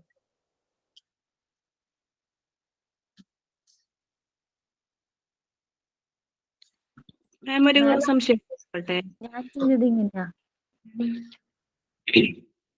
ഹലോ, പിങ്ക് ടവർ ഉണ്ടാക്കാൻ പറഞ്ഞിരുന്നില്ലേ? അത് കുട്ടികൾക്ക് എന്ത് അസസ്മെന്റ് ആണ് ചെയ്യാവുന്നത്? പിങ്ക് ടവർ ഉദ്ദേശിക്കുന്നത് പിങ്ക് ടവർ ആക്ച്വലി നമ്മൾ അതിന്റെ റിപ്ലിക്കയാണ് ഉണ്ടാക്കുന്നത്, ചാർട്ട് പേപ്പർ വെച്ചിട്ടാണ്. ശരിക്കുള്ള പിങ്ക് ടവർ സോളിഡ്സ് ആണ്, വുഡൻ സോളിഡ്സ്. അപ്പൊ നമുക്ക് 10 സെഗ്മെന്റ്സ് ആണ് പിങ്ക് ടവറിൽ വരുന്നത്, 10 ക്യൂബ്സ് അല്ലെ. അത് ഡിഫറൻസ് 1 സെന്റിമീറ്റർ ഡിഫറൻസിലാണ് വരുന്നത്. അപ്പൊ ഏറ്റവും വലിയ ക്യൂബ് 10 അവര് കയ്യിലെടുക്കുമ്പോൾ അവരുടെ ഫിംഗേഴ്സ് അവർ അതുപോലെ പിടിച്ചിട്ടാണ് ആ ക്യൂബ് എടുക്കുന്നത്. നമ്മുടെ കൈ പോലെ അത്രയും വലുപ്പമില്ലല്ലോ, കുഞ്ഞു കൈകളല്ലേ. ചിലപ്പോ 2 കൈ യൂസ് ചെയ്യുമായിരിക്കും. അവരുടെ ഫിംഗേഴ്സിന്റെ ഡെവലപ്മെന്റ് വരുന്നുണ്ട്. പിന്നെ അതിന്റെ വെയിറ്റ് മെഷർമെന്റ് എടുത്തിട്ടാണോ, അല്ലെങ്കിൽ നമ്മള് വലുതിൽ നിന്ന് ചെറുതിലേക്ക് അസെൻഡിങ് ഓർഡർ ആ രീതിയിൽ ആണോ മെഷർമെന്റ് എടുത്തിട്ടാണോ? നമ്മൾ അവർ മെഷർമെന്റ് ഒന്നും അവരെടുക്കുന്നില്ല. നമ്മൾ ചെയ്യുന്നതാണോ ചോദിച്ചേ? അതെ, നമ്മൾ ചെയ്യുമ്പോൾ മെഷർമെന്റ് എടുത്ത് തന്നെ ചെയ്യണം. കാരണം 10 സെന്റിമീറ്റർ ആണ് ഏറ്റവും വലിയ ക്യൂബ്. പിന്നെ 1 സെന്റിമീറ്റർ ഡിഫറൻസിൽ കുറഞ്ഞ് ഏറ്റവും 10ാമത്തത് 1 സെന്റിമീറ്റർ ഉള്ള ചെറിയ ക്യൂബായി മാറുന്നു. കുട്ടികൾ അത് എടുക്കുമ്പോൾ അവർക്ക് ബാരിക് സെൻസ് കിട്ടും, വെയിറ്റ് ഫീൽ ചെയ്യും. ക്രോമാറ്റിക് സെൻസ് ഭയങ്കര അട്രാക്റ്റീവ് ആയിട്ടുള്ള പിങ്ക് കളറാണ്. ചെറുപ്പത്തിൽ ആ ഒരു പിങ്ക് കളറിനോട് ഭയങ്കര അട്രാക്ഷൻ ആയിരിക്കും. പിന്നെ അതിന്റെ ഒരു ഷേപ്പ് വെച്ചിട്ട് ക്യൂബ് ഷേപ്പ് ആണല്ലോ. അപ്പൊ അവരത് പിടിക്കുമ്പോൾ അതിന്റെ ഓരോ സർഫസ് പിന്നെ വുഡിന്റേതായിട്ടുള്ള ടെക്സ്ചർ ഒക്കെ അതിനകത്ത് വരുന്നുണ്ട്. നമ്മൾക്കൊരു പറ്റി എന്താന്ന് വെച്ച് കഴിഞ്ഞാൽ നമ്മളെല്ലാം ഓൺലൈനായിട്ട് പർച്ചേസ് ചെയ്തത്. മോണ്ടിസോറി മെറ്റീരിയൽ എന്ന് പറഞ്ഞു തന്നെയാണ് ഓൺലൈൻ ആമസോണിൽ പർച്ചേസ് ചെയ്തത്. അപ്പോ ഈ പിങ്ക് ടവറൊക്കെ ആദ്യം പർച്ചേസ് ചെയ്തതായിരുന്നു. ആദ്യം പർച്ചേസ് ചെയ്തപ്പോ ഞാൻ ഇതിന്റെ ഡീറ്റെയിൽസ് കൊടുത്തു. ഓഫീസിൽ പർച്ചേസ് ചെയ്തപ്പം അറിയില്ലല്ലോ ഇതെന്താ സംഭവം എന്നൊന്നും അറിയില്ലല്ലോ. ഈ സാധനം വന്ന ഉടനെ എനിക്കിത് ചെക്ക് ചെയ്യാൻ പറ്റിയില്ല. വന്ന പിങ്ക് ടവറിന്റെ മെഷർമെന്റ് കംപ്ലീറ്റ് തെറ്റായിരുന്നു. വുഡനാണ് എല്ലാം, ക്യൂബല്ല, ചിലത് ക്യൂബോയിഡ് ആയിരുന്നു. അപ്പൊ അങ്ങനെ നമുക്ക് പിങ്ക് ടവറിൽ മാത്രം നമുക്കൊരു പ്രോബ്ലം പറ്റി. പിന്നെ അത് ആരെ കൊണ്ടെങ്കിലും ഫർണിച്ചർ ഷോപ്പ് അങ്ങനെയുള്ളവരെ കൊണ്ടൊന്ന് ഉണ്ടാക്കിച്ചാലോ എന്ന് വിചാരിക്കുക. എന്നിട്ട് പെയിന്റ് ചെയ്ത് വാർണിഷൊക്കെ ചെയ്ത് വെച്ചാൽ മതിയല്ലോ, അത് നന്നായിട്ടിരിക്കുമല്ലോ. നമുക്ക് കിട്ടിയ പിങ്ക് ടവറിന്റെ മെഷർമെന്റ് കംപ്ലീറ്റ് പോകും. അപ്പൊ അതിനുശേഷം പിന്നെ ഞാൻ മെറ്റീരിയൽസ് വാങ്ങുന്നിട്ട് ഞാൻ വീട്ടിലേക്ക് വാങ്ങിച്ചിട്ട് ഞാൻ ചെക്ക് ചെയ്ത് വെരിഫൈ ചെയ്ത് ഡാമേജ് ഒന്നും ഇല്ല എന്ന് ഉറപ്പ് പറ്റിയിട്ട്, മറ്റേത് നമുക്ക് റിട്ടേൺ ചെയ്യാനുള്ള ടൈം അത് പോയി, അതാണ് പറ്റിപ്പോയത്. അല്ലെങ്കിൽ റിട്ടേൺ ചെയ്തിട്ട് നമുക്ക് നല്ല പീസ് വാങ്ങാൻ പറ്റും. ഓക്കെ, അങ്ങനെ ഒരു പ്രശ്നം പിങ്ക് ടവറിന്റെ കേസിൽ പറ്റി. വേറെ ഒന്നും മെറ്റീരിയൽസ് ഒന്നും അങ്ങനെ പറ്റിയില്ല. അപ്പൊ ഇനി ഒരെണ്ണം ഉണ്ടാക്കിച്ചാലോ എന്ന് വിചാരിക്കാം. കുട്ടികളെല്ലാരും ഫർണിച്ചർ ഷോപ്പിൽ ഫർണിച്ചറൊക്കെ അങ്ങനെ വർക്ക്ഷോപ്പൊക്കെ ഉള്ളവരുടെ അടുത്ത് പോയിട്ട് ചെയ്യിക്കുന്നുണ്ട് കേട്ടോ. കാർഡ്ബോർഡ് യൂസ് ചെയ്തിട്ട് നമുക്ക് ചെയ്തൂടെ? ചെയ്യാം, നമുക്ക് ആ വെയിറ്റ് കിട്ടില്ല എന്നേ ഉള്ളൂ. ചാർട്ട് പേപ്പർ ആകുമ്പോൾ ഞാൻ ബോക്സിനകത്ത് ഒട്ടിച്ച് ചെയ്ത, അല്ലാതെ ഒട്ടിച്ചിട്ട് ഷേപ്പ് കിട്ടുന്നില്ലായിരുന്നു. ഓ ശരി. പിന്നെ ജിയോമെട്രിക്കൽ ഷേപ്പ് ഭയങ്കര പാട് കേട്ടോ.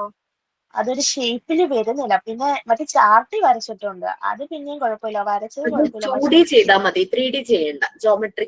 ജോമെട്രി ഷേപ്സ് മാത്രം. അതായത് ഇപ്പൊ ട്രയാങ്കിൾ ആണെങ്കിൽ ട്രയാങ്കിൾ, അങ്ങനെ സ്ഫിയർ അങ്ങനത്തെ 3 ഡയമെൻഷനിൽ ഒന്നും ചെയ്യണ്ട. ഞാൻ അങ്ങനെ ചെയ്ത്, അതുകൊണ്ട് ഒരു ഷേപ്പ് ഇല്ല.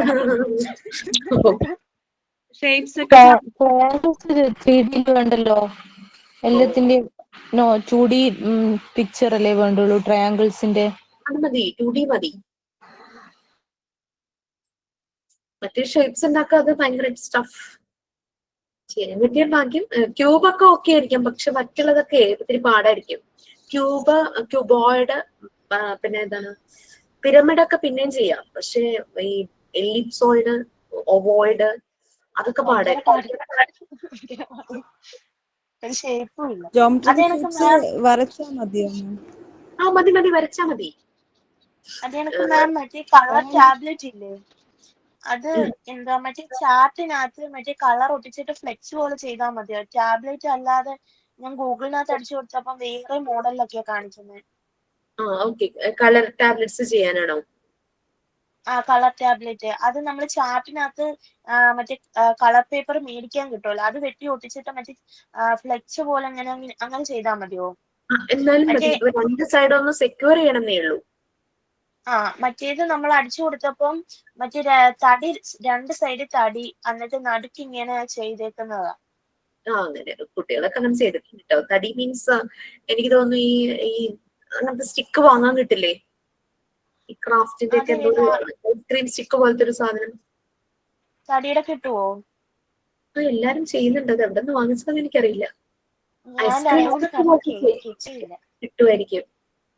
അല്ലെങ്കിൽ പിന്നെ അത് ചെയ്യാൻ പറ്റുന്നത് ചാർട്ട് പേപ്പർ മടക്കി അങ്ങനെ ചെയ്യാൻ പറ്റുമായിരിക്കും. പക്ഷെ ആ ഒരു കളറിലെ പേപ്പർ നമുക്ക് കിട്ടുമായിരിക്കും. ആർട്ട് പേപ്പർ എന്ന് പറഞ്ഞ, ക്രാഫ്റ്റ് പേപ്പർ എന്ന് പറഞ്ഞ ഐസ്ക്രീമിന്റെ സ്റ്റിക്ക് വെച്ചാലും ചെയ്താൽ മതിയോ? ഐസ്ക്രീമിന്റെ സ്റ്റിക്ക് വെച്ച് അത് ചെയ്താൽ മതി. ഡെമോ ക്ലാസിന്റെ നമ്പറിൽ ഇതൊക്കെ കാണിക്കില്ലേ? എല്ലാം കാണിക്കും. നമുക്ക് ഉണ്ടാക്കുമ്പോ ഹെൽപ്പ് ആവുമല്ലോ, ഇൻഫർമേഷൻ ആവും. ഡെമോ എനിക്ക് തോന്നുന്നു അതൊന്ന് അസൈൻ ചെയ്യാം. നിങ്ങൾക്ക് ഡൗട്ട്സ് ഉള്ള മെറ്റീരിയൽസ് തൽക്കാലം ഒന്ന് ഉണ്ടാക്കുന്നതൊന്ന് മാറ്റി വെച്ചു. നമ്മുടെ ഡെമോ കഴിയുമ്പോൾ ഒന്ന് സ്റ്റാർട്ട് ചെയ്താൽ മതി.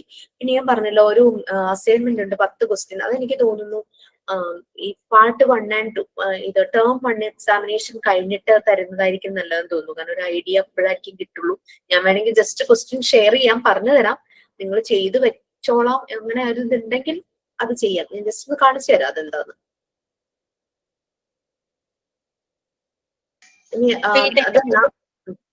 പ്രാക്ടിക്കലിന് കൊണ്ടുവരണ്ടേ? മാം തരാൻ പോകുന്നത് അതൊരു ബുക്കിൽ ചെയ്യുന്നതാണ് നല്ലത്. ഒറ്റ അസൈൻമെന്റ് ആയിട്ട് ഒറ്റ ബുക്കില്. അതല്ല, നിങ്ങൾ അസൈൻമെന്റിന് വേണ്ടിയിട്ട് ഒരു ബുക്ക് നിങ്ങൾ സെറ്റ് ചെയ്ത് വെച്ചിട്ടുണ്ട്, അതിൽ കുറെ പേജസ് ഉണ്ടെങ്കിൽ അതിൽ ചെയ്തോളൂ. ഒരു ബുക്ക് മാർക്ക് വെച്ചിട്ട് ചെയ്തോളൂ.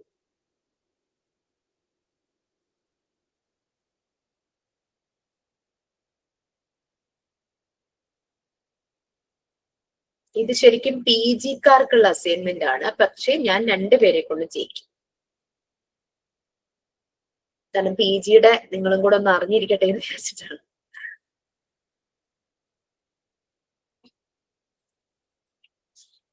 ജസ്റ്റ് ഒന്ന് പറയാം. നിങ്ങൾ ഓക്കെ ആണെങ്കിൽ നിങ്ങൾക്ക് അത് ചെയ്യാം, ഇല്ലെങ്കിൽ അതൊക്കെ ചെയ്താലും മതി. ഇനി വൈവ സ്റ്റാർട്ട് ചെയ്യുവാണ്, നമ്മൾക്ക് ഇതിന് ടൈം കിട്ടിയില്ലെങ്കിൽ ഇത് ഒന്ന് ഒരു റിലാക്സേഷൻ തരാം. ഇത് കംപ്ലീറ്റ് ആയില്ലെങ്കിൽ കുഴപ്പമില്ല. പിന്നീട് അതിലെ ഏതെങ്കിലും ഒരു ക്വസ്റ്റ്യൻ ഒന്ന് എക്സ്പ്ലെയിൻ ചെയ്തപ്പോഴെങ്കിലും അതിനുള്ള വേറൊരു സിറ്റുവേഷൻ റെഡിയാക്കി തരാം. കുഴപ്പമില്ല, ധൃതി പിടിക്കണ്ട. ഇനി ഏതെങ്കിലും ചെയ്യാൻ പറ്റുമോ? അതെ. School organisation and community relations, ഇതാണ് അസൈൻമെന്റ്. ഇത് ശരിക്കും PG ടോപ്പിക്സ് ആണ്. പക്ഷെ ഞാൻ 2 പേരും കൊണ്ട് ചെയ്യാനായിട്ട് ഞാൻ പറയും. കാരണം ഒരു ഐഡിയ കിട്ടാൻ വേണ്ടി എന്താണ് ആ ഒരു കണ്ടന്റ്സിൽ വരുന്നത്, അല്ലെങ്കിൽ ഒരു സ്കൂൾ എങ്ങനെയായിരിക്കണം. സ്കൂളൊക്കെ തുടങ്ങാൻ ആഗ്രഹിക്കുന്നവർക്ക് വളരെ ഹെൽപ്ഫുൾ ആയിരിക്കും ഈ ഒരു assignment. First question book reading ആണ്. Book reading and review writing. ഓടിപ്പോയി ആ ടോപ്പിക്കിനനുസരിച്ചുള്ള ബുക്ക് പോയി വാങ്ങേണ്ട ആവശ്യമില്ല. അത് പിന്നീട് നിങ്ങൾക്ക് ഫ്യൂച്ചറിൽ ഒരു സ്കൂളൊക്കെ തുടങ്ങുമ്പോൾ ആവശ്യം വരുവാണെങ്കിൽ മാത്രം ബുക്ക് വാങ്ങിച്ചാൽ മതി. ഈ ഒരു അസൈൻമെന്റ് എഴുതാൻ വേണ്ടിയിട്ട് ആരും ബുക്ക് വാങ്ങിക്കേണ്ട. ചെയ്യേണ്ട കാര്യം ജസ്റ്റ് ആ കണ്ടന്റ് നമ്മളോട് പറഞ്ഞിരിക്കുന്നത് എന്താ, read minimum 3 books relating with school organisation and school management and write your reviews about these books. ഈ ടൈറ്റില് ഗൂഗിളിൽ കൊടുക്കുക, സെർച്ച് ചെയ്യുക. ബുക്സ് റിലേറ്റഡ് വിത്ത് എന്ന് പറഞ്ഞാൽ അങ്ങോട്ട് കൊടുത്തു കഴിയുമ്പോൾ നമുക്ക് ഈ ടോപ്പിക് റിലേറ്റഡ് കുറെ ബുക്സിന്റെ കാണും. നമ്മൾ ഓൺലൈനൊക്കെ ഈ ബുക്സ് പർച്ചേസ് ചെയ്യുമ്പോൾ നിങ്ങൾക്ക് കാണാം ചില ബുക്സിന് അവര് അതിന്റെ ഒരു ചെറിയൊരു പോർഷൻ വായിക്കാനായിട്ട് ഫ്രീ ആയിട്ട് വായിക്കാൻ തരും. വായിച്ചു നോക്കിയിട്ട് നമുക്ക് ഇഷ്ടപ്പെടുവാണെങ്കിൽ നമുക്ക് പർച്ചേസ് ചെയ്യാലോ. അതുപോലെ തന്നെ ഈ ബുക്സിന്റെയും അങ്ങനെ കണ്ടന്റ്സ് ചിലപ്പോൾ ബ്രീഫ് ആയിട്ട് കൊടുത്തിട്ടുണ്ടാവും. അതുമല്ലെങ്കിൽ ഈ ബുക്ക് വായിച്ചിട്ട് ആളുകൾ അവരുടെ റിവ്യൂ താഴെ ഇങ്ങനെ റിവ്യൂസ് എന്ന് പറഞ്ഞിട്ട് കുറേ ഉണ്ടാവും. ഇതെല്ലാം വായിച്ചു നോക്കിക്കഴിഞ്ഞാൽ നമുക്ക് ആ ബുക്കിന്റെ കണ്ടന്റിനെ കുറിച്ച് ഒരു ഐഡിയ കിട്ടും. അങ്ങനെയാണ് ഞാൻ ഈ മൂന്ന് ബുക്കിനെ കുറിച്ചുള്ള റിവ്യൂ എഴുതിയത്. നമ്മുടെ എല്ലാ ബാച്ചിലെ കുട്ടികളും റിവ്യൂസ് എഴുതിയത് അങ്ങനെ തന്നെയായിരുന്നു. അവർക്ക് നല്ല ഇൻഫർമേഷൻസ് കിട്ടിയിരുന്നു. അങ്ങനെ നോക്കിയപ്പോൾ ആളുകളുടെ റിവ്യൂ ഉണ്ടാകും, ചെറിയൊരു ബ്രീഫിംഗ് ഉണ്ടാകും ആ ബുക്കിനെ കുറിച്ച്, അങ്ങനെയൊക്കെ നോക്കിയിട്ട്. അപ്പൊ ഞാൻ ഫസ്റ്റ് സെർച്ച് ചെയ്തപ്പോൾ എനിക്ക് കിട്ടിയ ഒരു ബുക്കാണ് സ്കൂൾ ഓർഗനൈസേഷൻ ആൻഡ് അഡ്മിനിസ്ട്രേഷൻ എന്ന് പറഞ്ഞത്. അതിന്റെ ഓതർ കുൽബീർ സിംഗ് സിറ്റു എന്ന് പറഞ്ഞ ഒരാളാണ്. അപ്പം അതില് അദ്ദേഹം പറയുന്നുണ്ട് ഈ ബുക്കിൽ സ്കൂൾ ഓർഗനൈസേഷനെ മാനേജ്മെന്റ് സിസ്റ്റത്തിനെ കുറിച്ചും നല്ലൊരു ഐഡിയ തരുന്നുണ്ട്. പിന്നെ ഇതില് ഓതർ കുട്ടികളുടെ റൈറ്റ്സിനാണ് ഇമ്പോർട്ടൻസ് കൊടുക്കുന്നത്. കുട്ടികൾക്ക് എല്ലാ ഫെസിലിറ്റീസും പ്രൊവൈഡ് ചെയ്യണം എന്നാണ് അദ്ദേഹം ഇതിൽ പറയുന്നത്. നല്ല ലൈബ്രറി ഉണ്ടായിരിക്കണം, ഫിസിക്കൽ എഡ്യൂക്കേഷനും എക്സ്ട്രാ കരിക്കുലർ ആക്ടിവിറ്റീസിനും വേണ്ടുന്ന ഫെസിലിറ്റീസ് എല്ലാം പ്രൊവൈഡ് ചെയ്യണം. അതുകൂടാതെ ഓതർ പറയുന്നുണ്ട് പണിഷ്മെന്റും റിവാർഡ്സും പ്രോപ്പർ ടൈമിൽ ആണ് കുട്ടികൾക്ക് കൊടുക്കേണ്ടത്. പിന്നെ സ്കൂളിന്റെ background, premises, building, equipments, maintenance, repair, അതിനെക്കുറിച്ചെല്ലാം ഡീറ്റെയിൽ ആയിട്ട് എക്സ്പ്ലെയിൻ ചെയ്തിട്ടുണ്ട്. ആദ്യമായിട്ട് പുതിയതായിട്ട് ഒരു സ്കൂൾ സ്റ്റാർട്ട് ചെയ്യാൻ പോകുന്ന ബിഗിനേഴ്സിന് ഏറ്റവും നല്ലൊരു റെഫറൻസ് ആണ് ഈ ഒരു ബുക്ക് എന്ന് റിവ്യൂലൊക്കെ ആയിരിക്കും എഴുതിയിട്ടുണ്ട്. പിന്നെ ഇതിന് ഹെഡ് മാസ്റ്ററുടെയും ടീച്ചർമാരുടെയും ക്വാളിറ്റീസിനെ കുറിച്ചും അവരുടെ ഇമ്പോർട്ടൻസിനെ കുറിച്ചും ഡീറ്റെയിൽ ആയിട്ട് എക്സ്പ്ലെയിൻ ചെയ്തിട്ടുണ്ട്. പല രീതിയിലുള്ള ടൈം ടേബിൾ ഈ ബുക്കിൽ കൊടുത്തിട്ടുണ്ട്. പിന്നെ ടൈം ടേബിളിന്റെ ഇമ്പോർട്ടൻസ് പറഞ്ഞിട്ടുണ്ട്. എന്താ പറയാ, പിന്നെ ഇവാലുവേഷൻ എങ്ങനെ നടത്തണം അങ്ങനെയുള്ള കാര്യങ്ങളെല്ലാം പറഞ്ഞിട്ടുണ്ട്. സൂപ്പർവിഷനെ കുറിച്ചും ഇൻസ്പെക്ഷനെ കുറിച്ചും പറഞ്ഞിട്ടുണ്ട്. Overall it's a good for those who wish to start a school and for those who are working with any school. അത് സ്കൂൾ തുടങ്ങാൻ പോകുന്നവർക്കും സ്കൂളിൽ വർക്ക് ചെയ്യുന്നവർക്കും നല്ലൊരു ബുക്കാണ് ഇത്. ഇത്രയാണ് ഞാൻ എഴുതിയത്. ഞാനൊരു 1.5 പേജ് എഴുതിയിട്ടുണ്ട് കേട്ടോ. സാധാരണ കോളേജ് നോട്ട്ബുക്കിനേക്കാൾ ഒരു ചെറിയ നോട്ട്ബുക്കാണ് ഞാൻ വാങ്ങിച്ചത്. ഒരു കോളേജ് നോട്ട്ബുക്കിന്റെ ഒരു 1/3 കുറവ്. അതിലൊരു 1.5 പേജ് ആണ് ഞാൻ എഴുതിയിരിക്കുന്നത്. പിന്നെ സെക്കൻഡ് ബുക്ക് സ്കൂൾ മാനേജ്മെന്റ്. അത് ഓതർ ഹസ്ബൻഡ് ആൻഡ് വൈഫ് ആണെന്ന് അറിയില്ല. M dash and Neena dash എന്ന് പറഞ്ഞ രണ്ടുപേരാണ് ഓതേഴ്സ്. ഇതില് സ്കൂൾ ഒരു സോഷ്യൽ ഓർഗനൈസേഷൻ, സ്പെസിഫിക് ആയിട്ട് ഒബ്ജക്റ്റീവ്സ് ഉള്ള ഒരു സോഷ്യൽ ഓർഗനൈസേഷൻ ആണ് സ്കൂള്. മാനേജ്മെന്റിനെ കുറിച്ച് ഡീറ്റെയിൽ ആയിട്ട് എക്സ്പ്ലെയിൻ ചെയ്തിട്ടുണ്ട്. സ്കൂളിന്റെ management, importance of head master, role of teacher, ഇങ്ങനെയുള്ള കാര്യങ്ങളെല്ലാം പറഞ്ഞിട്ടുണ്ട്. പിന്നെ ടൈം ടേബിളിനെ കുറിച്ച് പറഞ്ഞിട്ടുണ്ട്. റിപ്പോർട്ട് കാർഡ്, അറ്റൻഡൻസ് രജിസ്റ്റർ, ടീച്ചറിന്റെയും കുട്ടികളുടെയൊക്കെ അറ്റൻഡൻസ് രജിസ്റ്ററിനെ കുറിച്ച് പറഞ്ഞിട്ടുണ്ട്. പിന്നെ ബുക്ക് BEd സ്റ്റുഡൻസിനും യൂസ്ഫുൾ ആണ്. ഇന്ത്യൻ യൂണിവേഴ്സിറ്റിയിൽ പഠിക്കുന്ന BEd സ്റ്റുഡൻസിന് വളരെ യൂസ്ഫുൾ ആണ്. ചിലപ്പോൾ BEdന് പഠിച്ച ആരുടെയെങ്കിലും കയ്യിൽ ചിലപ്പോൾ അതിന്റെ കോപ്പി കാണുമായിരിക്കും. പിന്നെ അങ്ങനെയുള്ള കുറെ കാര്യങ്ങളും ഇതിനകത്ത് പറയുന്നുണ്ട്. ഇതൊക്കെയാണ്. പിന്നെ പല ഇന്ത്യയിലെ different education system, different board, CBSE, state, ICSE എന്നൊക്കെ പറഞ്ഞ ബോർഡൊക്കെ ഉണ്ടല്ലോ, ഡിപ്പാർട്ട്മെന്റ്, ഏജൻസീസ്, ഇതിനെക്കുറിച്ചെല്ലാം ഈ ബുക്കിൽ പറയുന്നുണ്ട്. പിന്നെ മൂന്നാമത്തെ book school administration and management, SK Kochhar. എല്ലാം ഇന്ത്യൻസ് ആണെന്ന് തോന്നുന്നു, ഞാൻ നോക്കിയതെല്ലാം ഓർമ്മയില്ല. SK കൊച്ചാർ എന്ന് പറഞ്ഞിട്ടാണ് ഓതർ പറയുന്നത്. എഡ്യൂക്കേഷൻ ഫീൽഡിലുള്ളവർക്ക് നല്ലൊരു ഹെൽപ്ഫുൾ ആണ് ഈ ഒരു ബുക്ക്. പിന്നെ എഡ്യൂക്കേഷൻ മാനേജ്മെന്റിനെ കുറിച്ചും സ്കൂൾ അഡ്മിനിസ്ട്രേഷനെ കുറിച്ചും ഇൻസ്റ്റിറ്റ്യൂഷണൽ പ്ലാനിങ് എങ്ങനെയാണ്, അങ്ങനെയുള്ള കാര്യങ്ങളെല്ലാം ഈ ബുക്കിൽ ഡീറ്റെയിൽ ആയിട്ട് പറയുന്നുണ്ട്. പിന്നെ ന്യൂ ചലഞ്ചസ്, ഒരു 21st സെഞ്ചുറിയിൽ എഡ്യൂക്കേഷനിൽ ഉണ്ടാകുന്ന ന്യൂ ചലഞ്ചസിനെ കുറിച്ചൊക്കെ, അങ്ങനെയുള്ള കാര്യത്തെ കുറിച്ചൊക്കെ ഇതിനകത്ത് പറയുന്നുണ്ട്. പിന്നെ ഹെഡ് മാസ്റ്ററുടെ റോള്, ടീച്ചറുടെ റോള്, സ്റ്റുഡൻസിന്റെ റോള്, അങ്ങനെയുള്ള കാര്യങ്ങളെല്ലാം പറയുന്നുണ്ട്. പിന്നെ ലൈബ്രറി, ഓഫീസ്, അതിനെപ്പറ്റി എല്ലാം പറഞ്ഞിട്ടുണ്ട്. ഒരു നല്ലൊരു ഗൈഡാണ് പുതിയതായിട്ടൊരു സ്കൂൾ സ്റ്റാർട്ട് ചെയ്യാൻ പോകുന്നവർക്ക്. പിന്നെ ഇതിനകത്ത് ഏറ്റവും കൂടുതലായിട്ട് ഹൈലൈറ്റ് ചെയ്ത് പറയുന്ന കാര്യങ്ങൾ ഹെൽത്ത് ഈസ് വെൽത്ത്. കുട്ടികളുടെ ഹെൽത്തിന്, കുട്ടികളുടെ ടീച്ചേഴ്സിന്റെ എല്ലാവരുടെയും ഹെൽത്തിന് ഇമ്പോർട്ടൻസ് കൊടുക്കണം. സോ അതുകൊണ്ട് ഫിസിക്കൽ എഡ്യൂക്കേഷന് വളരെ ഇമ്പോർട്ടൻസ് കൊടുക്കണം എന്ന് ഈ ബുക്കിൽ പറയുന്നുണ്ട്. പ്രത്യേകിച്ചും അവർ എൻഹാൻസ് ചെയ്ത് പറഞ്ഞിരിക്കുന്നത് യോഗയെ കുറിച്ചാണ്. അതാണ് ഈ ഒരു ബുക്കിൽ വന്നിരിക്കുന്നത്. ഇതാണ് ഫസ്റ്റ് ക്വസ്റ്റ്യൻ. നിങ്ങൾക്ക് ഒരു ഐഡിയ കിട്ടിയെന്ന് ഞാൻ വിചാരിക്കുന്നു. ഓക്കെ ആണോ? Next, models of all time tables. നമുക്ക് 3 ടൈപ്പ് ടൈം ടേബിൾ ആണ് ഏതൊരു സ്കൂളിലും ഉണ്ടാകുന്നത്. എന്തായാലും കാണും. കുട്ടികളുടെ ടൈം ടേബിള്, ടീച്ചേഴ്സിന്റെ ടൈം ടേബിള്, പ്രിൻസിപ്പളിന്റെ ടൈം ടേബിൾ അല്ലെ. ഞാൻ KG സെഷൻ മാത്രം ഫോക്കസ് ചെയ്തിട്ടാണ് ടൈം ടേബിൾ ഉണ്ടാക്കിയത്. കുട്ടികൾക്ക് ഞാൻ 6 പീരീഡ് വെച്ചു. മോർണിംഗ് 3 പീരീഡും ഉച്ച കഴിഞ്ഞിട്ട് 3 പീരീഡും, ആ ഒരു രീതിയിൽ. പിന്നെ LKGയുടെ ഒരു ടൈം ടേബിൾ ആയിട്ടാണ് ഞാൻ എഴുതിയിരിക്കുന്നത്. Maths, Malayalam, Hindi, dance, music, GK, story, play, colouring, cursive writing, ഇതൊക്കെയാണ് ഞാൻ ഇൻക്ലൂഡ് ചെയ്ത സബ്ജക്ട്. CBSE എന്നുള്ള ഒരു രീതി തന്നെയാണ് ഞാൻ എന്റെ മോന്റെ ടൈം ടേബിൾ നോക്കി അങ്ങനെ ചെയ്തു കേട്ടോ. പിന്നെ ടീച്ചേഴ്സ് ടൈം ടേബിള് ഞാൻ KG സെഷൻ മാത്രമുള്ള ഒരു സ്കൂളിലെ ടീച്ചേഴ്സിന്റെ ടൈം ടേബിൾ എന്നുള്ള രീതിയിൽ LKG 1 and 2 ഉണ്ട്, UKG 1 and 2 ഉണ്ട്. അങ്ങനെ ഒരു ടീച്ചറുടെ ടൈം ടേബിൾ എന്നുള്ള രീതിയിൽ വെച്ചു. ഇതേ 6 പീരീഡ് തന്നെ. അപ്പോൾ ആ ടീച്ചർ ദിവസവും 5 പീരീഡ് എൻഗേജ്ഡ് ആയിരിക്കും, 1 പീരീഡ് ആ ടീച്ചർക്ക് ബ്രേക്ക്. അപ്പൊ എല്ലാ ക്ലാസ്സിലും ആ ടീച്ചർ പോകുന്നുണ്ട്. ഒരു ദിവസം 2 ക്ലാസ്സിലേക്ക് പോകും. അങ്ങനെയാണ് 5 പീരീഡ് ആ ടീച്ചർക്ക് വന്നത്. ഇതേ 4 സെഷൻസിന്റെ പ്രിൻസിപ്പലിന്റെ ടൈം ടേബിൾ ആണ് നെക്സ്റ്റ് ഇട്ടത്. പ്രിൻസിപ്പലിന്റെ ടൈം ടേബിൾ ഇട്ടപ്പോൾ ടോട്ടൽ 6 ടീച്ചേഴ്സ് ഈ 2 LKGക്കും UKGക്കും 2 ക്ലാസ്സുകൾ ഉണ്ടല്ലോ, 4 ക്ലാസ്സിലേക്ക് വേണ്ടിയിട്ട് 6 ടീച്ചേഴ്സിനെ വെച്ചിട്ടുള്ള പ്രിൻസിപ്പലിന്റെ ടൈം ടേബിൾ ഇട്ടു. അപ്പം ഒരു period, first period 4 teachers engaged ആയിരിക്കും, 2 ടീച്ചേഴ്സ് ഫ്രീ ആയിരിക്കും. ആ ഒരു രീതിയിൽ ടൈം ടേബിൾ സെറ്റ് ചെയ്തിട്ട് പണിയായിരുന്നു. ആ ടൈം ടേബിൾ സെറ്റ് ചെയ്യാൻ ഇച്ചിരി പണിയെടുത്തു. ലൈനുള്ള ബുക്ക് ആയത് കാരണം ഈ ടൈം ടേബിൾ ഇട്ടേക്കുന്നത്. അപ്പൊ നിങ്ങൾ നോക്കിക്കഴിഞ്ഞാൽ കാണാൻ ഞാൻ ടീച്ചർമാർക്ക് T1, T2, T3, T4 T5, T6 എന്ന് പേര് കൊടുത്തു.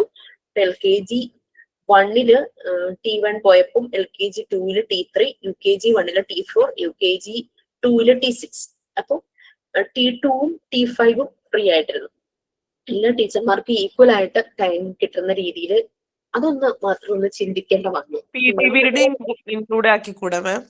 ആ PT പീരീഡ് പ്ലേ എന്ന് കൊടുത്തിരുന്നല്ലോ ടൈം ടേബിളില്. പ്ലേ എന്നൊരു സെഷൻ കൊടുത്തിട്ടുണ്ടായിരുന്നു. നമ്മുടെ ടീച്ചേഴ്സിന്റെ ടൈം ടേബിൾ എഴുതുമ്പോൾ നമ്മൾ ഞാൻ സബ്ജക്ട് എഴുതിയില്ല, ക്ലാസ് ആണ് എഴുതിയത്. പ്രിൻസിപ്പലിന്റെ ടൈം ടേബിളിലും ഏത് ക്ലാസ്സിൽ ഏത് ടീച്ചർ സബ്ജക്ട് എഴുതിയില്ല. അതുകൂടെ ആകുമ്പോൾ എനിക്ക് ആകെ കൺഫ്യൂഷൻ ആവുമല്ലോ. അപ്പൊ ഏത് ടീച്ചറിന് ഒരു KG സെഷനിൽ സബ്ജക്ട് ടീച്ചർ ചെല്ലുന്നു, ഒരു ടീച്ചർ തന്നെയായിരിക്കും ചിലപ്പോൾ 3-4 സബ്ജക്ട് എടുക്കുന്നത് അല്ലേ. അതുകൊണ്ട് അതൊരു പ്രശ്നമില്ലാന്ന് തോന്നുന്നു. ഇത്രയും കാര്യങ്ങളാണ് എഴുതിയത്. പിന്നെ next 3rd question, pre school. ഒരു കാര്യം ചോദിച്ചോട്ടെ മാം, ഇപ്പൊ നമുക്ക് ഒരു അസൈൻമെന്റ് ബുക്ക് ഉണ്ടല്ലോ, അപ്പൊ അതിനകത്തല്ല ഇത് എഴുതണ്ടേ? വേറെ ബുക്ക്, ഇപ്പൊ ഫസ്റ്റ് ക്വസ്റ്റ്യനിൽ 3 ബുക്ക് മേടിക്കണം അല്ലേ?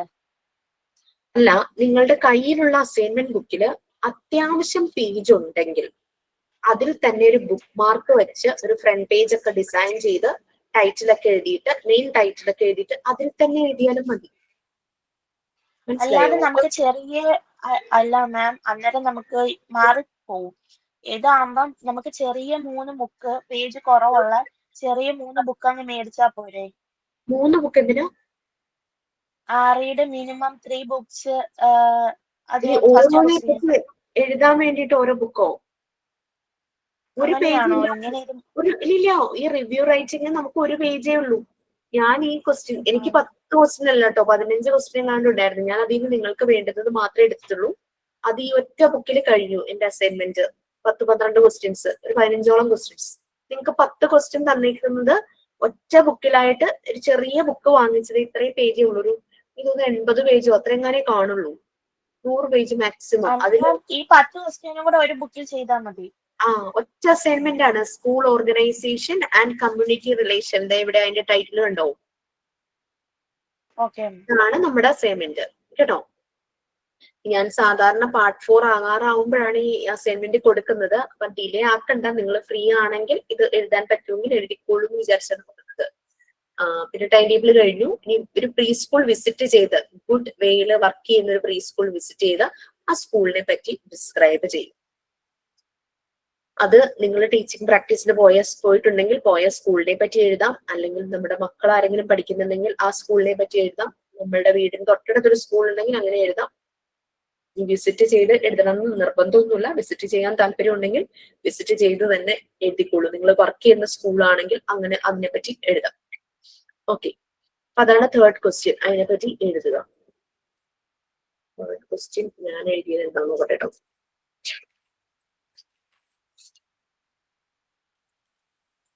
ഞാനൊരു 1.5 പേജൊക്കെ എഴുതിയിട്ടുള്ളൂ.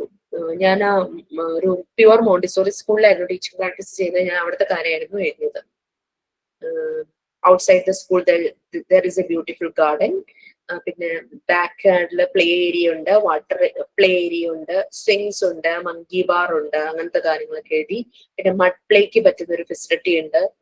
പിന്നെ അവിടെ കുട്ടികള് ചെടി നടാനുള്ള സൗകര്യം, അങ്ങനെ ഇങ്ങനെയൊക്കെ പറഞ്ഞിട്ട് കുറച്ച് കാര്യങ്ങൾ. Vacuum cleaner, mop and broom are used for cleaning purpose അതൊക്കെ എഴുതിയിട്ടുണ്ട്. Class and chairs R arranged in an attractive way.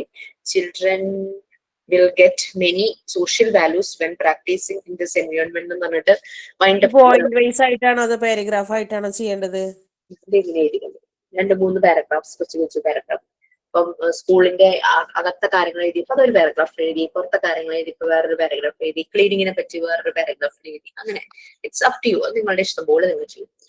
Next 4th one, making A FAQ, frequently asking questions with answers for a newly starting school. പുതുതായിട്ടൊരു school start ചെയ്യുമ്പോൾ നമ്മൾ നമ്മുടെ കുട്ടീനെ അവിടെ admission എടുക്കാൻ പോവാന്ന് വിചാരിച്ചു, നമുക്ക് കുറേ സംശയങ്ങൾ ഉണ്ടാവൂലേ, അപ്പൊ നമ്മൾ അതൊക്കെ അവരോട് ചോദിച്ച് ക്ലിയർ ചെയ്യും. അത് ഒരു FAQ ആയിട്ട് എഴുതുക. ഞാനൊരു 12 ക്വസ്റ്റ്യൻസ് അങ്ങനെ എഴുതിയിട്ടുണ്ട്. ഞാൻ എഴുതിയ ക്വസ്റ്റ്യൻസ് വായിക്കാം, എനിക്കൊരു ഐഡിയ ഉണ്ട്. What is the timing of the school? 10 AM to 3 PM. നമുക്ക് ആൻസർ വേണം. Whether conveyance is providing, vehicle facility ഉണ്ടോ എന്നുള്ളത്. Yes. How many working days per week? 5 days per week, Monday to Friday. Is there uniforms? Yes. From where we will get uniforms? School will provide uniforms for every kid. Is there only one uniform? No. Wednesday we have different type of uniform. Other 4 days same color uniforms which will be given in 2 pairs. What are the other materials the children have to bring? Children should bring bag, lunch, water bottle, snacks and umbrella if needed. What about textbooks and notebooks? All the books will be provided from the school itself. Is there any extracurricular activities? Yes, dance and music. What is the fee structure? Fees details are given in the brochure itself. If any doubt, you can contact the telephone number given in the brochure. Is there any evaluation? Yes, weekly and monthly evaluations are there. Is there any PTA meeting? Yes, monthly there is PTA meeting. ഇങ്ങനെ 12 questions ആണ് ഞാൻ എഴുതിയത്. നമ്മൾ ആദ്യമായിട്ടൊരു school admission എടുക്കാൻ പോകുമ്പോൾ നമ്മൾ ചോദിക്കുന്ന കാര്യങ്ങൾ, അല്ലെങ്കിൽ പുതിയൊരു സ്കൂളിൽ കേൾക്കുമ്പോൾ നമ്മൾ എഴുതുന്ന കാര്യം. Next, write about good pre school teachers and finding out their qualities. Minimum 3 persons നമുക്ക് പേഴ്സണലി അറിയാവുന്ന 3 പ്രീ സ്കൂൾ ടീച്ചർ ആണെങ്കിൽ അത്രയും നല്ലത്. ഇനി നിങ്ങൾക്ക് പ്രീ സ്കൂൾ ടീച്ചർ ഇല്ലെങ്കിൽ നിങ്ങൾ പഠിപ്പിച്ചതോ അല്ലെങ്കിൽ നിങ്ങൾ കണ്ടിട്ടുള്ളതോ ആയിട്ടുള്ള ഏതെങ്കിലും ടീച്ചർമാരെ പറ്റി എഴുതും. Good pre school teachers and finding out their qualities. ഞാൻ എഴുതിയത്, ഞാൻ ടീച്ചിങ് പ്രാക്ടീസിന് പോയപ്പോൾ അവിടുത്തെ ഡയറക്ടർ ആയിരുന്ന അജി സാറിനെ കുറിച്ച് എഴുതി. പിന്നെ എന്റെ മോനെ LKG പഠിപ്പിച്ച ആൻഡ്രീത്ത സിസ്റ്ററിനെ കുറിച്ച് എഴുതി. പിന്നെ എന്നെ നഴ്സറിയിൽ, അത് ഞാൻ നഴ്സറിയിലായിരുന്നു, LKG UKG ഒന്നും ഉണ്ടായിരുന്നു, പക്ഷെ ഞാൻ അങ്ങനെയുള്ളിടത്തല്ല പോയത്, ഒരു നഴ്സറി പോലെയുള്ള അടുത്താണ് പോയത്. എന്നെ ഒരു കനക ടീച്ചറാണ് പഠിപ്പിച്ചത്. ടീച്ചറിനെ കുറിച്ചാണ്, 3 പേരെ കുറിച്ചാണ് ഞാൻ എഴുതിയത്. ഓക്കെ, ക്ലിയർ ആണ്. നെക്സ്റ്റ്, പ്രീ സ്കൂൾ ടീച്ചറിന്റെ ക്വാളിറ്റീസ് എഴുതുക. എന്റെ ലൈഫിൽ ഞാൻ ഇത്രയും കൂടുതൽ എഴുതിയേക്കണമെന്ന് വേറെ ഒരു ടോപ്പിക്കില്ല. ഞാൻ കുറെ എഴുതി വെച്ചിട്ടുണ്ട്. 1, 2, 3, 4, 5 പേജ് എഴുതിയിട്ടുണ്ട് പ്രീ സ്കൂൾ ടീച്ചറെ പറ്റി. അതെവിടെ ഗൂഗിൾ ചെയ്തെടുത്ത് എഴുതിയതല്ല. ജീവിതകാലം മുഴുവൻ പഠിപ്പിച്ച ടീച്ചർമാരെ കുറിച്ചും നമ്മൾ പഠിപ്പിക്കാൻ പോയപ്പോ ഉണ്ടായിരുന്ന പ്ലസും മൈനസും എല്ലാം കൂടെ ചേർത്ത് വെച്ചിട്ട് എല്ലാം കൂടെ ആക്കിയിട്ടാണ് അത് എഴുതിയത്. ഭയങ്കര എഴുതിയിട്ട് തീരാത്ത പോലെ തോന്നി. അങ്ങനെ കുറെ എഴുതിയിട്ടുണ്ടായിരുന്നു. Preschool teacher need a lot of warmth and understanding. Qualification is needed for the teacher, but together with she should be good at her. Teacher should have mental control. She should have the capacity to control 5 external and 5 internal senses and thereby control over her mind. അല്ലെങ്കിൽ paragraph ആയിട്ട് എഴുതിയത്? Paragraph ആയിട്ട് എഴുതിയാൽ മതി. ഞാൻ ഇത്രയും എഴുതിയത് നിങ്ങളും 5-6 പേജ് കണ്ടെത്താൻ നോക്കണ്ട. നിങ്ങൾക്ക് ഇപ്പോ ഒരു പാരഗ്രാഫിന് കഴിഞ്ഞു, ഇനഫ്. അല്ലെങ്കിൽ ഒരു പേജിൽ നിങ്ങളുടെ കഴിഞ്ഞു, മതി, കുഴപ്പമില്ല. എത്ര പേജ് എഴുതിയെന്നൊന്നും ചോദിക്കാൻ പറ്റില്ല. നിങ്ങൾക്ക് തോന്നിയിട്ടുള്ള ഒരു പ്രീ സ്കൂൾ ടീച്ചറിന് വേണ്ടുന്ന ക്വാളിറ്റീസ് അത് എഴുതുക. Teachers' job demand full commitment and dedication. A teacher must understand the needs of both the children and the parents. A good teacher creates an encouraging atmosphere in which all students support each other. Teachers should gain the respect of the children without scaring them. She should consider every child equal. ഞാൻ അവിടുന്ന് ഇവിടുന്ന് random ആയിട്ട് വായിക്കാട്ടോ. All should be equal in her eyes.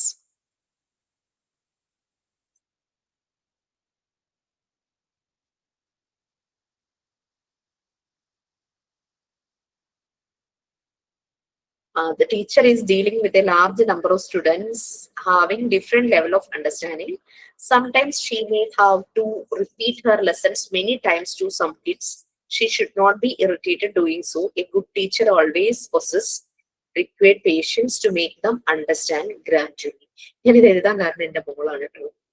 അവള് ചെറുപ്പത്തിൽ ഭയങ്കര don't care ക്യാരക്ടറാ കുട്ടി. അത് ഇച്ചിരി കൂടുതലാണോ പ്രശ്നമാണോ എന്ന് എനിക്ക് തോന്നിയിട്ടുണ്ട്. 2ാം ക്ലാസ്സിൽ വെച്ച് അവളുടെ ക്ലാസ് ടീച്ചർ ഒരു കംപ്ലൈന്റ് ആയിട്ട് എന്നോട് പറഞ്ഞതാ, പ്രണവി ശ്രദ്ധിക്കുന്നില്ല ക്ലാസ് എടുക്കുമ്പോൾ എന്ന്. അപ്പൊ ഞാൻ പ്രണവി ശ്രദ്ധിക്കുന്നില്ലേ, ശ്രദ്ധിക്കാതെ അവളെ ഇരിക്കില്ല ക്ലാസ് എടുക്കുമ്പോൾ എനിക്ക് തോന്നി. അപ്പൊ ഞാനിത് എന്താന്ന് മനസ്സിലാക്കാനായിട്ട് ചുമ്മാ ഇങ്ങനെ ന്യൂട്രലി ഇവളോട് ഇങ്ങനെ ടീച്ചർ പറഞ്ഞതായിട്ടൊന്നുമില്ല, ഇങ്ങനെ ഓരോന്നും ചോദിച്ചു മനസ്സിലാക്കിയപ്പോ സംഭവം എന്താന്ന് വെച്ച് കഴിഞ്ഞാല് ടീച്ചർ ലെസൺ റിപ്പീറ്റ് ചെയ്യുന്നു. ഫസ്റ്റ് ടൈം കേട്ട് കഴിയുമ്പോഴേക്കും അവൾക്കത് മനസ്സിലായി. 2ാമത് കേൾക്കുമ്പോൾ ഇവൾക്ക് ബോറടിക്കും ഭയങ്കരമായിട്ട്. അപ്പൊ ഇവള് ശ്രദ്ധിക്കില്ല.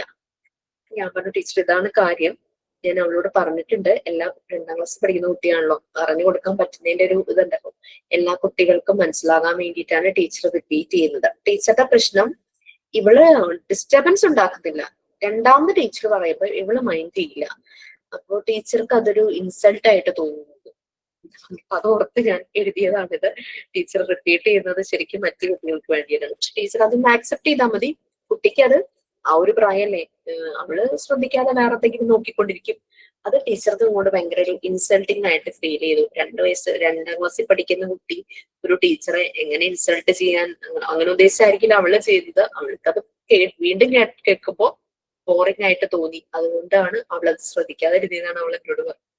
എനിവേ, പിന്നെ teacher should handle many roles according to the situation, such as mother, sister, friend, servant, psychologist, etcetera. She should know the child psychology and scientific child education methods.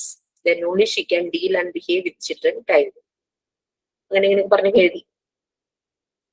Teaching in a preschool can be tiring and stressful, but it is also incredibly rewarding in the end. എന്നൊക്കെ പറഞ്ഞിട്ട് തീർത്തിട്ടുണ്ട്.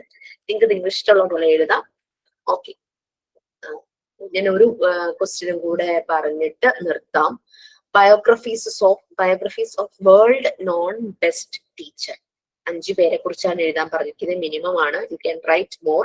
പക്ഷെ അതിൽ ഒരാള് Mariya Montessori ആയിരിക്കണം. ബാക്കിയുള്ളവരെയൊക്കെ നിങ്ങൾക്ക് ഇഷ്ടമുള്ളത് select ചെയ്യാം.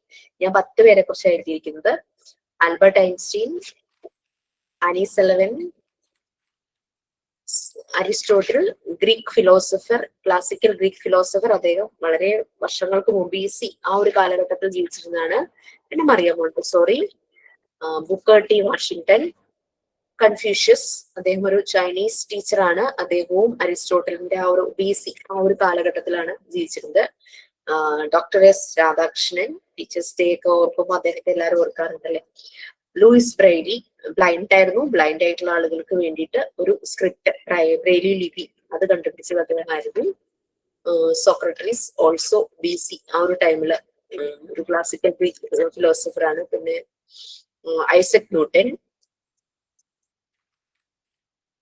ഇത്രയും പേര്, ഇങ്ങനെ 10 പേരെ പറ്റിയാണ് ഞാൻ എഴുതിയത്. ഇതുവരെ ഞാനിപ്പോ പറയുന്നുള്ളൂ. ബാക്കി ഇവിടെ പറയാൻ സമയമുണ്ടോ?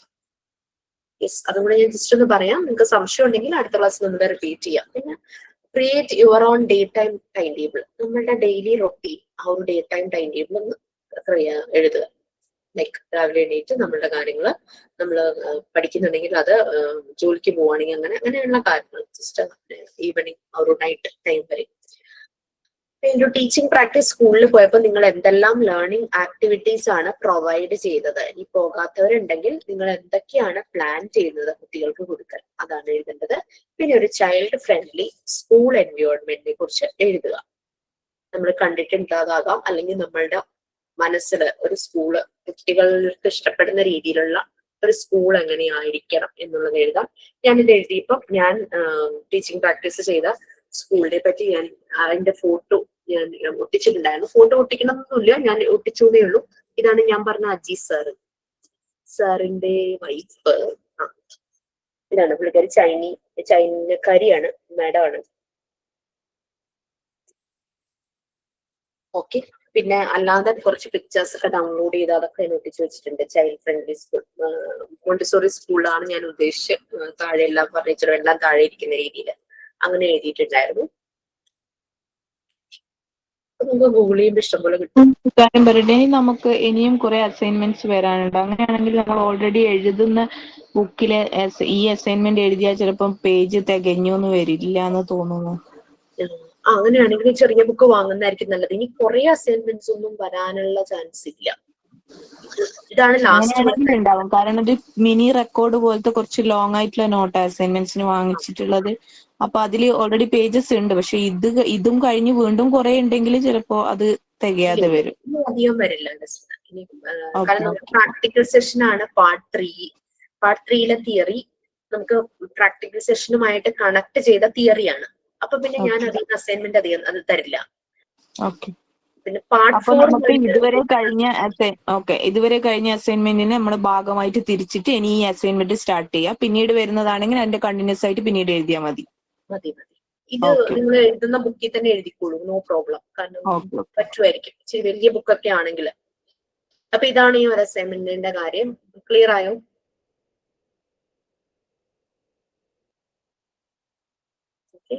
പറ്റുന്ന പോലെ എഴുതിക്കോളൂ. ധൃതി പിടിച്ച് വൈവയ്ക്ക് വരണം, അടുത്ത മാസം ഉണ്ടാവും പ്രാക്ടിക്കൽ സെഷൻ അന്ന് പറഞ്ഞ് ധൃതി പിടിച്ചെഴുതണ്ട. നമ്മളുടെ വർക്കാണ്, നമ്മൾ ഏറ്റവും പെർഫെക്റ്റ് ആയിട്ട് അത് ചെയ്യാൻ നോക്കുക എന്നുള്ളതാണ്. എന്തെങ്കിലും എഴുതി വെച്ച് തീർക്കുക എന്നുള്ള രീതിയിൽ ഒരിക്കലും നമ്മളുടെ ഒരു വർക്ക് ചെയ്യരുത് കേട്ടോ. അപ്പൊ അതുപോലെ നമ്മളത് മനസ്സ് വെച്ച് അത് നല്ല രീതിയിൽ എഴുതുകയാണ്. നമുക്കതൊരു റെഫറൻസ് ആണ് നമ്മളുടെ ഫ്യൂച്ചറിലേക്ക്, നമ്മളുടെ ഒരു ലേണിംഗ് ജേർണൽ എന്നൊക്കെ പറയാം. നമ്മുടെ എല്ലാ വർക്കുകളും, അസൈൻമെന്റ് ആണെങ്കിലും സർവേ ആണെങ്കിലും ടീച്ചിങ് മാനുവൽ ആണെങ്കിലും റെക്കോർഡുകളാണെങ്കിലും എല്ലാം നമ്മളുടെ ഒരു ലേണിംഗ് ജേർണൽ പോലെയാണ്. മലയാളത്തിൽ പറയുകയാണെങ്കിൽ വളർച്ചയുടെ നാൾവഴി പുസ്തകങ്ങൾ. നമ്മളുടെ ഇനിയുള്ള യാത്രകളിൽ നമ്മുടെ അപ്ഗ്രേഡ് ചെയ്യുന്ന കുറേ റെഫറൻസുകളാണിത്.